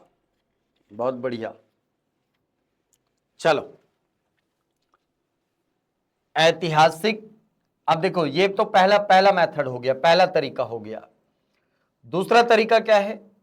दूसरा तरीका यह है कालानुक्रम पद्धति, इसको कहा जाता है। दूसरी पद्धति है कालानुक्रम पद्धति, यानी कालखंड के हिसाब से आप कवियों और लेखकों को एक के बाद एक लिखते हैं, जैसे आचार्य शुक्ल ने किया है कि नहीं? हालांकि आचार्य शुक्ल जो है वो विधेयवादी पद्धति पर ज्यादा आधारित है, लेकिन एक हद तक देखा जाए तो कालानुक्रम का फॉलो उन्होंने भी किया है।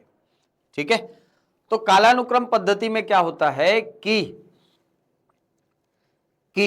कालक्रम के अनुसार रचनाकारों को उनकी रचनाओं के साथ लिख दिया जाता है।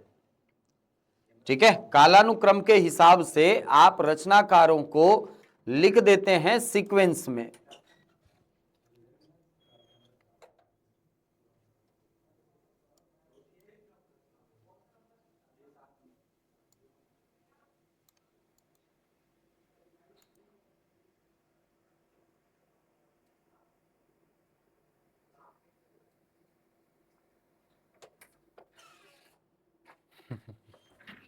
ठीक,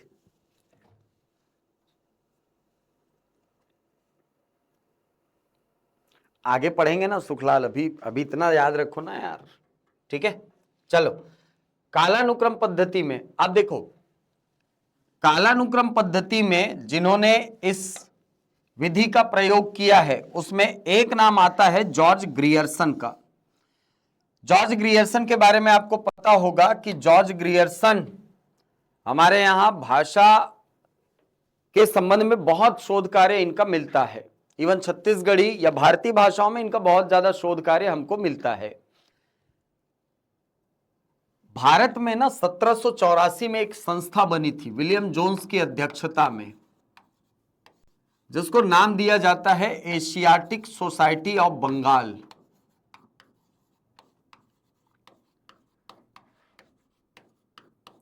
Asiatic Society of Bengal,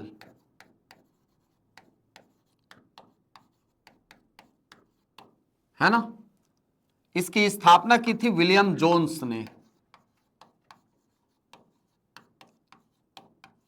William Jones ने इसकी स्थापना की थी। ठीक है, ये जो एशियाटिक सोसाइटी ऑफ बंगाल है, इसका मेन काम ये होता था कि भारतीय साहित्यों पर ये बहुत ज्यादा शोध कार्य करते थे। अनुवाद करने का काम, उनको अपने जर्नल में स्थान देने का काम, अपनी पत्रिका में उसको छपवाने का काम, ये एशियाटिक सोसाइटी ऑफ बंगाल के द्वारा किया जाता था। भाषा के संबंध में बहुत ज्यादा शोध कार्य इस सोसाइटी ने किया है। 1888 में क्या हुआ, जॉर्ज ग्रियर्सन जो है ये एशियाटिक सोसाइटी ऑफ बंगाल के संपर्क में आए और 1888 में ही ग्रियर्सन के द्वारा लिखी गई एक रचना the modern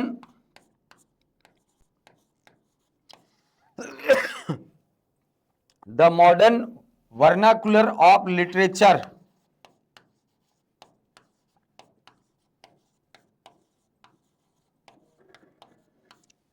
the modern vernacular literature of literature,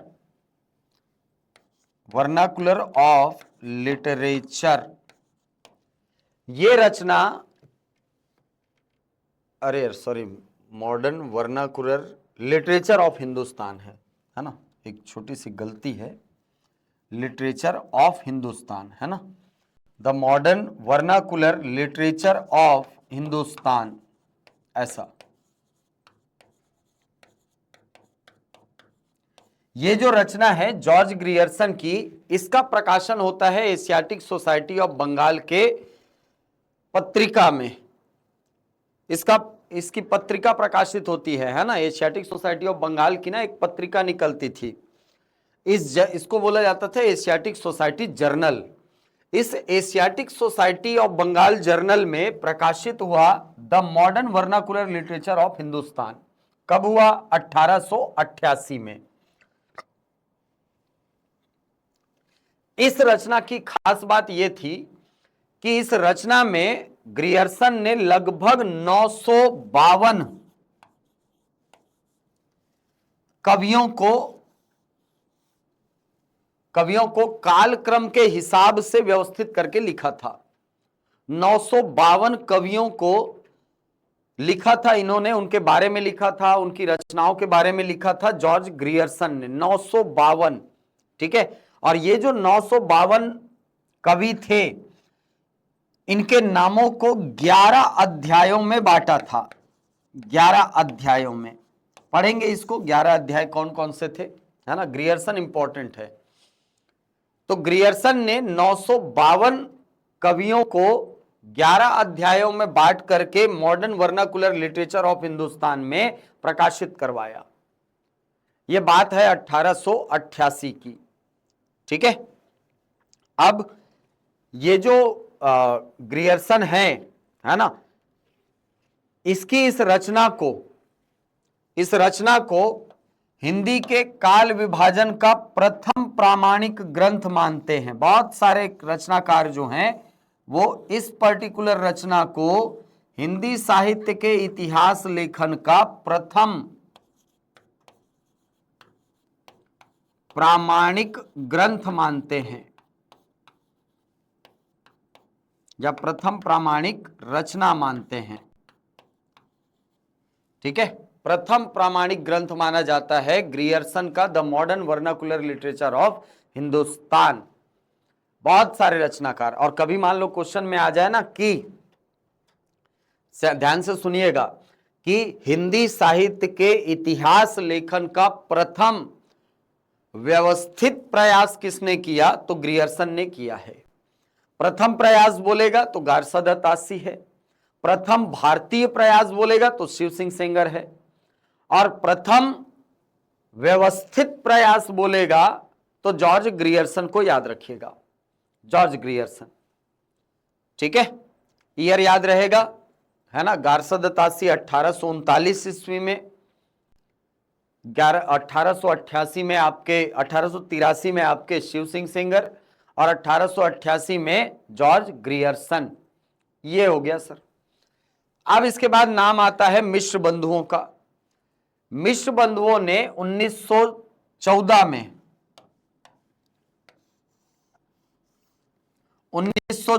में एक पुस्तक लिखी जिसका नाम था मिश्र बंधु विनोद।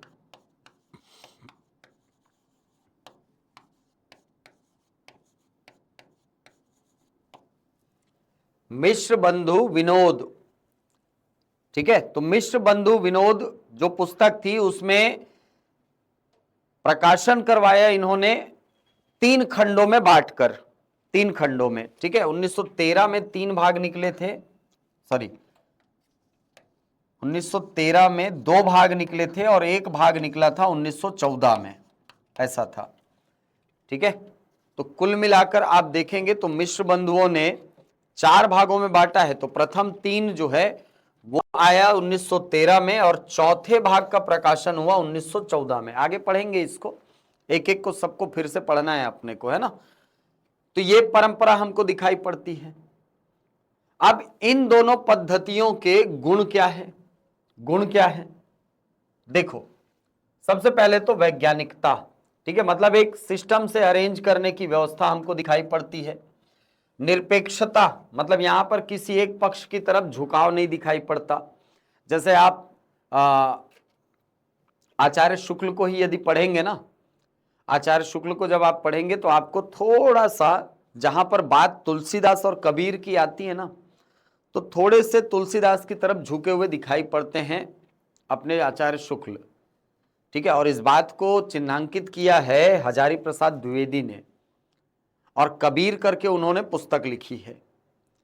ठीक है, तो थोड़ा सा झुकाव हमको दिखाई पड़ता है आचार्य शुक्ल का तुलसीदास की तरफ। तो जब इन पद्धतियों से आप इतिहास लेखन करते हैं तो वहां पर हमको दिखाई पड़ती है निरपेक्षता।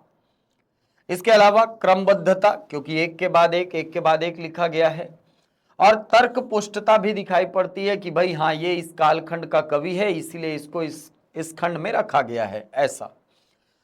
दोष की अगर बात करें तो सबसे पहला दोष यह है कि युगीन प्रवृत्तियों की उपेक्षा। देखो, जैसे आप समझना कि भक्ति काल में बहुत सारे कवि हुए, जिसको हम भक्ति काल नाम देते हैं। लगभग 1375 से 1700 आचार्य शुक्ल ने कहा है विक्रम संवत में। उस कालखंड में तो बहुत सारे कवि हुए। उस काल में तुलसी भी हुए, मीरा भी हुई, उस काल में सूरदास भी हुए, तो नाभादास भी हुए। इस कालखंड में कबीर दास हुए हैं तो आपको गुरु नानक देव भी दिखाई पड़ते हैं। इस कालखंड में आपको मलिक मोहम्मद जायसी दिखाई पड़ते हैं, तो इसी कालखंड में आपको केशव दास भी मिलते हैं। तो आप जब कालक्रम के अनुसार लिखते हैं तो कालक्रम के अनुसार लिखने पर या वर्णानुक्रम में लिखने पर आप उनको वर्ण के हिसाब से या समय के हिसाब से तो व्यवस्थित कर देते हैं, लेकिन आप ये नहीं बता पाते हैं कि फलाना कवि के काव्यों में हमको ये विशेषता दिखाई पड़ती है। जैसे जैसे तुलसीदास जी हैं, तुलसीदास जी राम भक्ति शाखा के एकदम फ्लैग बेरर हैं, मतलब एकदम ध्वजवाहक हैं, वो राम भक्ति शाखा को अकेले लीड कर रहे हैं। लेकिन उसी उन्हीं के नाम के जस्ट नीचे वर्णानुक्रम में अगर आप देखोगे तो ता से आरंभ होने वाला कोई और कवि होगा। हो सकता है वो आधुनिक काल का कवि हो सकता है वो आदिकाल का कवि हो। जैसे कबीरदास है, कबीरदास क से आरंभ होता है नाम, है कि नहीं? कबीरदास का नाम क से आरंभ हो रहा है, तो हो सकता है उसके अगले बाद किसी ऐसे आधुनिक काल के कुमार विश्वास का नाम आ जाए, आप क्या कर लोगे? है कि नहीं? वो भी तो कवि हैं, ठीक है, हालांकि उस समय वो नहीं थे, है ना। लेकिन ये देखो ना कि ये पद्धति कैसे दोष लेकर के चल रही है अपने साथ, कि आप वहां पर युगिन प्रवृत्ति को तवज्जो दे ही नहीं रहे हो। आप वहां पर केवल या तो वर्णों को फॉलो कर रहे हो या तो टाइम पीरियड को फॉलो कर रहे हो, और कोई युगिन प्रवृत्ति यहां पर हमको दिखाई नहीं पड़ती। दूसरी बात कि विश्लेषण या व्याख्या का अभाव हमको दिखाई पड़ता है, बिल्कुल दिखाई पड़ेगा, क्योंकि इस कालखंड में आप क्या कर रहे हो? आप व्यक्ति का नाम दे रहे हो, उनका जीवन परिचय दे रहे हो, उनकी रचना लिख रहे हो। आप ये नहीं बता रहे हो कि इस कालखंड में इस कवि ने इस भाषा का प्रयोग किया है, तो इस भाषा में और किन किन कवियों ने लिखा है, इनकी भाषा किससे ज्यादा समान दिखाई पड़ती है। जैसे आचार्य शुक्ल ने किया। आचार्य शुक्ल जब कबीरदास की बात करते हैं तो वो कहते हैं कि भाई कबीरदास की भाषा जो है ना, वो ठेठ खड़ी बोली नहीं है, वो 5 अलग अलग भाषाओं की मिश्रण से बनी हुई भाषा है। मगही भी है, भोजपुरी भी है, अवधी भी है, आपका पंजाबी भी है, खड़ी बोली भी है। 5-5 भाषाओं से मिलकर के वो पंचमेल खिचड़ी बन गई है। सधुक्कड़ी भाषा है आचार्य कबीर की, मतलब कबीरदास जी की। तो आचार्य शुक्ल ने ये कहा है। तो जब आप सूरदास इनको भाषाओं की प्रवृत्तियों को देखते तो वहां पर आपको विश्लेषण करना अनिवार्य है कि भाई आप रीतिकाल पढ़ रहे हो तो रीतिकाल में आपको ऐसा नहीं कि रचनाएं लिखी हैं, रचनाकार लिखा है, बस बात खत्म हो गई। नहीं, आपको बताना पड़ेगा कि श्रृंगार रस की प्रधानता है। आपको बताना पड़ेगा कि यहां पर कुछ कवि जो हैं वो जब जब किसी राजा का वर्णन करते हैं तो राजा के वर्णन में इतना डूब जाते हैं कि वो कल्पनाओं को उसमें जोड़ने लगते हैं, लता देह जैसे शब्द आने लगते हैं, नारियों का बहुत बुरे तरीके से चित्रण होता है, उनको भोग की वस्तु के रूप में प्रकट किया गया है। आप वहां विश्लेषण नहीं करते, आप वहां पर केवल रचनाएं लिखते हैं, रचना का नाम लिखते हैं, रचनाकार का नाम लिखते हैं, बस। तो ये दोष हमको वर्णानुक्रम पद्धति और कालक्रम जो पद्धति है ना, कालानुक्रम पद्धति, इन दोनों पद्धतियों में हमको ये दोनों बुराइयां दिखाई पड़ती हैं, दोनों दोष हमको दिखाई पड़ते हैं। लेकिन इसके बावजूद भी अगर देखा जाए तो गुण है, ठीक है। अब अगली पद्धति को कहा जाता है विधेयवादी पद्धति। इसके बारे में सबसे पहला फैक्ट तो ये याद रखना कि विधेयवादी पद्धति के जनक माने जाते हैं तेन महाशय, ठीक है। अब ये तेन महाशय कौन है सर? तेन महाशय ना बहुत सारा इनका शोध कार्य हमको भाषा पर देखने को मिलता है। ये असल में पाश्चात्य साहित्य के बहुत बड़े जानकार हैं, ठीक है। और उस जानकारी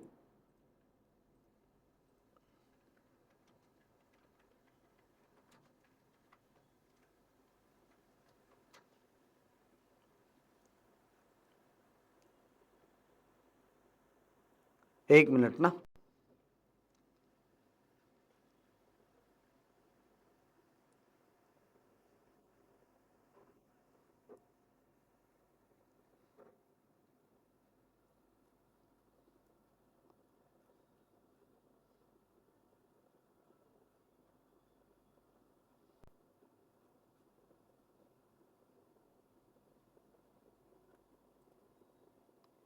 एक सेकंड वेट करेंगे ना।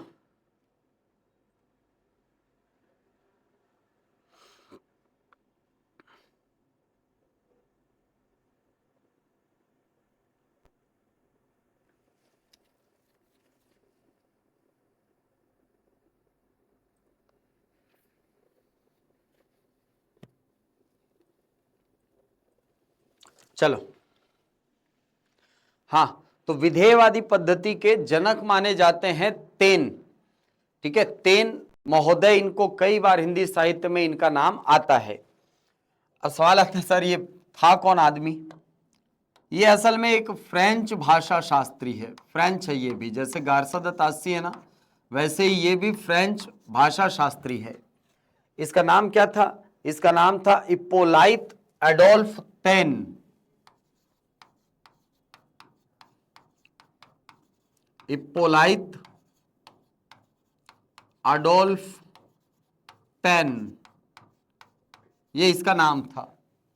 ठीक है, इसी की ये जो पद्धति है ना, विधेयवादी पद्धति, इस विधेयवादी पद्धति का अनुसरण करके आचार्य शुक्ल ने हिंदी साहित्य का इतिहास लिखा है। इसीलिए इनको, ये जो हमारे तेन महोदय हैं, इनको कहा जाता है विधेयवादी पद्धति के जनक। ठीक है, ये ध्यान रखिएगा, विधेयवादी पद्धति के जनक माने जाते हैं कौन? इप्पोलाइत एडोल्फ तेन। इप्पोलाइत एडोल्फ तेन, या इसको सीधा बोलेगा तेन महाशय। तो ये फैक्ट याद रखना, ये मान लो कभी क्वेश्चन आ गया कि तेन महाशय का पूरा नाम क्या था, ये फंसा देगा क्वेश्चन। इसका नाम था इप्पोलाइत एडोल्फ तेन। ठीक, इसने क्या काम किया सर? देखो, इसमें होता क्या है, विधेयवादी पद्धति में होता क्या है समझना। साहित्य संबंधी आंकड़े एकत्र करके तदयुगीन वातावरण और परिस्थिति एवं जातीय परंपरा का वर्णन विश्लेषण किया जाता है। ठीक, मतलब क्या होता है समझना। जब भी आप विधेयवादी पद्धति देखते हैं तो विधेयवादी पद्धति में सबसे पहले यह देखा जाता है कि यह रचना किस काल की है। कालखंड देखा जाएगा, सबसे पहला काम कालखंड। दूसरी बात, उस कालखंड में जो सामाजिक परिस्थिति है वो क्या है। सामाजिक परिस्थिति है वो क्या है। अब तीसरी चीज ये देखा जाता है इसमें कि साहित्य का स्वरूप क्या है।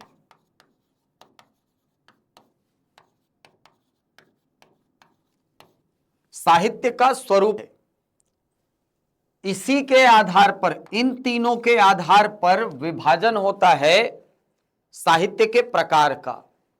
इसी के आधार पर आप क्या निर्धारित करते हो? साहित्य का प्रकार निर्धारित करते हो, जैसे आचार्य शुक्ल ने किया। आचार्य शुक्ल का जो पहला हिंदी साहित्य का इतिहास है ना, 1929-28 के आसपास जो पुस्तक आई थी, उस पुस्तक को यदि आप ध्यान से देखें तो सबसे पहले जो पुस्तक आई थी उसमें कालखंडों को केवल नाम दे दिया गया था। पहले काल को नाम दे दिया गया था आदिकाल, फिर नाम दे दिया गया था पूर्व मध्य काल, फिर बोल दिया गया उत्तर मध्य काल, और बोल दिया गया आधुनिक काल। ठीक, लेकिन जब उन्होंने विधेयवादी पद्धति से इस पुस्तक को लिखा तो हर कालखंड की प्रवृत्ति के हिसाब से इनका पुनः नामकरण हुआ। जैसे आदिकाल को उन्होंने कहा वीर गाथा काल, कहा है वीर गाथा काल। पूर्व मध्य काल को उन्होंने कहा भक्ति काल। रीति काल नाम दिया था उत्तर मध्य काल को, और आधुनिक काल को उन्होंने नाम दिया गद्य काल। तो ये सारी चीजों को ध्यान में रख करके जब आप रचना करते हैं तो उस पद्धति को कहा जाता है विधेयवादी पद्धति। और विधेयवादी पद्धति के जनक माने जाते हैं तेन महाशय। और इसी ने कहा कि भाई किसी साहित्य में, साहित्य के इतिहास में 3 चीजों का होना जरूरी है। याद है आपको? जाति, वातावरण, क्षण। अभी थोड़ी देर पहले मैंने आपको बताया था कि 3 चीजें इन्होंने बताई। एक तो बताया कि भाई जाति, एक बताया वातावरण, और एक बताया इन्होंने क्षण विशेष। इन 3 चीजों को आप इग्नोर नहीं कर सकते जब भी आप साहित्य का इतिहास लिखते हैं या साहित्य के इतिहास का मूल्यांकन करते हैं। इसके बाद हाँ, हिंदी साहित्य इतिहास लेखन में इस विधि का प्रयोग किसने किया? आचार्य शुक्ल ने किया है। ठीक है, अगली पद्धति को कहा जाता है समाज शास्त्रीय पद्धति। समाज शास्त्रीय पद्धति में बेसिकली ये देखा जाता है कि समाज की घटनाएं कैसे चल रही हैं। इसमें समाज को दो भागों में बांट कर देखा जाता है। एक भाग में रखा जाता है बुर्जुआ वर्ग को, है ना, यानी एक वर्ग जो होता है वो शोषण जिसका हो रहा है, और दूसरा जो शोषण कर रहा है, इसी रूप में देखा जाता है। और ये विचारधारा बेसिकली कार्ल मार्क्स के सिद्धांत पर आधारित है। ये देखो, मार्क्सवादी द्वंद्वात्मक भौतिकवाद पर आधारित ये विभाजन है। इसके अंतर्गत उन साहित्यों को कोई महत्व नहीं दिया जाता है जो कि आध्यात्मिक बात करते हैं, जो कि समाज के आदर्श की बात करते हैं, है ना, आध्यात्मिक आदर्श की बात करते हैं। उन सब साहित्यों को समाजशास्त्रीय पद्धति में शामिल नहीं किया जाता। इसके अंतर्गत शामिल किया जाता है किन साहित्यों को? ऐसे साहित्यों को जो कि दो वर्गों के संघर्ष पर आधारित हो। वर्ग संघर्ष को बहुत ज्यादा महत्व दिया जाता है समाजशास्त्रीय पद्धति में। दूसरी बात, यहां पर पीड़ित और शोषक, साहित्य में इन दो भागों में बांट करके देखा जाता है कि भाई पीड़ित कौन है और शोषक, या इसको बोल सकते हो शोषित कौन है और शोषक कौन है। इसके अलावा यहां पर आपको ये देखने को मिलेगा कि भाई वर्ग चेतना कितनी महत्वपूर्ण है। वर्ग चेतना को बहुत ज्यादा महत्व दिया जाता है समाजशास्त्रीय पद्धति में। श्रम का विभाजन होता है, यहां श्रम का विभाजन आपको देखने को मिलेगा। श्रम का महत्व बोल दो, विभाजन नहीं, श्रम का महत्व आपको देखने को मिलेगा। श्रमिक विमर्श की बहुत सारी रचनाएं समाजशास्त्रीय मूल्यांकन के अंतर्गत आती हैं। श्रमिक विमर्श की जो पुस्तकें हैं ना, उनको रखा जाता है समाजशास्त्रीय पद्धति के अंतर्गत। तो समाजशास्त्रीय पद्धति में बेसिकली मार्क्सवादी द्वंद्वात्मक भौतिकवाद पर आधारित माना जाता है और साहित्यों को जनहित की कसौटी पर मूल्यांकित किया जाता है। ठीक है, वहां पर ऐसा नहीं कि अवतार वाली कोई चीज है उसको आंख बंद करके मान लिया जाता है, नहीं। मार्क्सवादी साहित्यों में जनहित एक बहुत बड़ा फैक्टर होता है। तो ये एक तरीका होता है लिखने का। पांचवा तरीका, विमर्श या विचारधारा के आधार पर पद्धति। इसमें यह देखा जाता है कि भाई किसको केंद्र में रख करके रचना की गई है। ठीक है, जैसे उस काल में अलग अलग प्रकार के साहित्य हमारे पास फैले हुए हैं, तो हम ये देखते हैं कि भाई इसके अंतर्गत दलित विमर्श की कौन सी पुस्तकें हैं जिसमें दलितों के उद्धार की बात कही गई है, दलितों की यथार्थ स्थिति को दिखाया गया है। जैसे मुंशी प्रेमचंद को आप पढ़ेंगे, है ना, मुंशी प्रेमचंद, तो उनकी रचना है। ठीक है, कफन एक रचना आप पढ़ते हैं उसमें। ठीक है, कफन रचना पढ़ते हो आप। स्त्री विमर्श की जैसे निर्मला आप पढ़ते हैं, निर्मला स्त्री विमर्श की रचना है। ग्रामीण परिवेश को ध्यान में रखकर जैसे गोदान आप पढ़ते हैं। गरीबी को ध्यान में रख करके जैसे गोदान को आप गरीब विमर्श के अंतर्गत भी रख सकते हैं। गरीबी के कारण ही अंत में गोदान नहीं कर पाता होरी, है कि नहीं। आदिवासियों को ध्यान में रख करके कौन सी रचना की जा रही है, पिछड़ों को ध्यान में रख करके कौन सी रचना की जा रही है। तो ऐसे विमर्श के आधार पर रचनाओं को अलग अलग हिस्सों में बांट करके पढ़ा जाता है, रखा जाता है। तो एक पद्धति ये है। तो कुल मिलाकर देखें तो साहित्य के इतिहास लेखन की 5 पद्धतियां हैं। पहले को कहा गया वर्णानुक्रम पद्धति, दूसरे को कहा गया कालानुक्रम पद्धति, तीसरे को कहा गया विधेयवादी पद्धति, चौथे को कहा गया समाजशास्त्रीय पद्धति और पांचवे को कहा गया विमर्श या विचारधारा के आधार पर आधारित पद्धति या विमर्श पद्धति इसको कह दिया जाता है। तो 5 पद्धतियां हैं, इनको अच्छे से याद करिए। ठीक है, और कौन सा रचनाकार किस पद्धति से संबंधित है ये ध्यान रखिएगा। ठीक, ये जो फैक्ट्स मैंने बताए हैं हर एक हिस्से में, ये आपके एग्जाम के लिए महत्वपूर्ण है। इनको सिस्टमेटिक थोड़ा सा लिख लेंगे, ठीक है, इनको सिस्टमेटिक थोड़ा सा लिख लेंगे, हो जाएगा।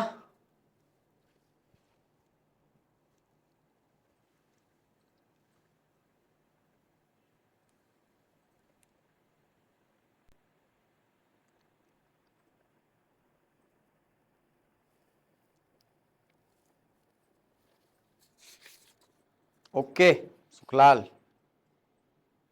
हम्म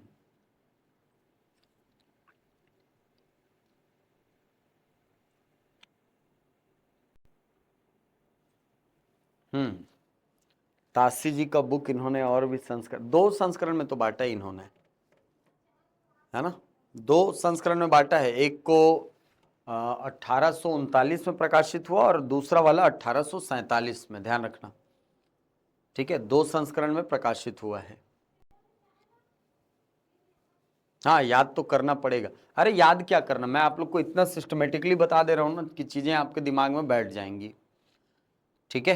हाँ, फैक्ट को मिस मत करना भाई, फैक्ट मिस करोगे तो गलती होगी, बस और कुछ नहीं। समझ में नहीं आएगा ऐसी बात नहीं है, समझ में सारी चीजें आएंगी, ठीक है।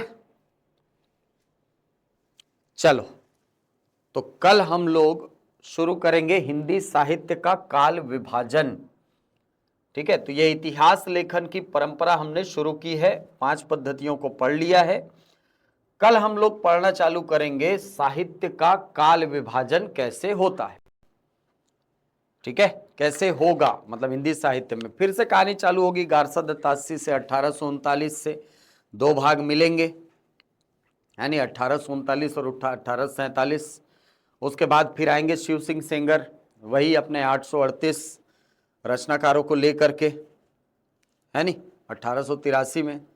उसके बाद आएंगे फिर ग्रियर्सन, तो 11 कालों के कौन कौन से नाम हैं। फिर मिश्र बंधु आएंगे, तो मिश्र बंधु में कितने भाई थे, क्या क्या नाम है, क्वेश्चन आता है ये, ठीक है।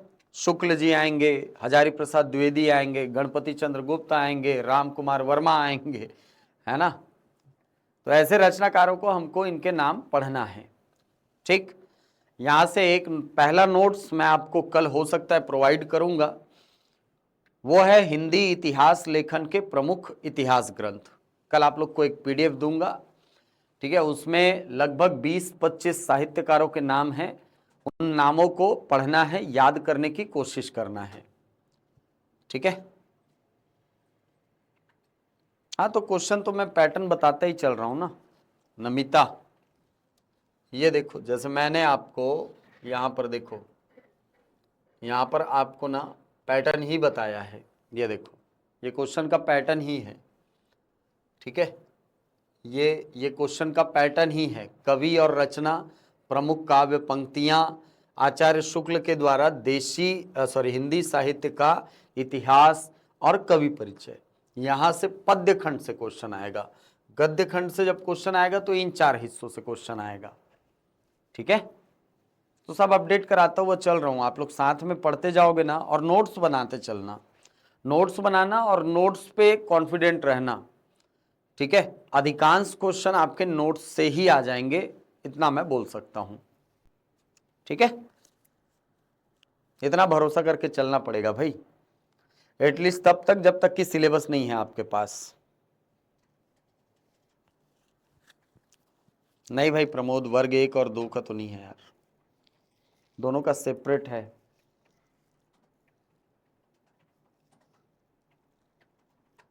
दोनों का सेपरेट है। क्वेश्चन सेट मैं देता जाऊंगा, है ना सुखलाल, कुछ कुछ क्वेश्चन बीच बीच में देता रहूंगा भाई, है ना। बेस्ट बुक है इसके लिए दृष्टि आईएएस की, जो हिंदी नेट सेट के लिए जो आती है ना बुक, अच्छी किताब है।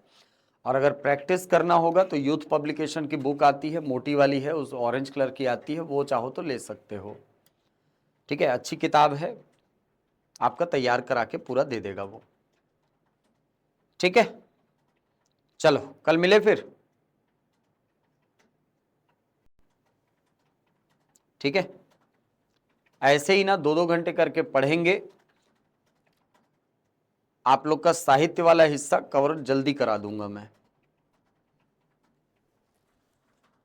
ठीक, चलो, क्योंकि आगे जा करके ना टाइम लेना है अपने को, कहानी पढ़ने में टाइम लगेगा, उपन्यास पढ़ने में टाइम लगेगा। ठीक है, चलो मिलते हैं फिर कल, है ना। तैयारी करो यार, तैयारी मत छोड़ना। ठीक।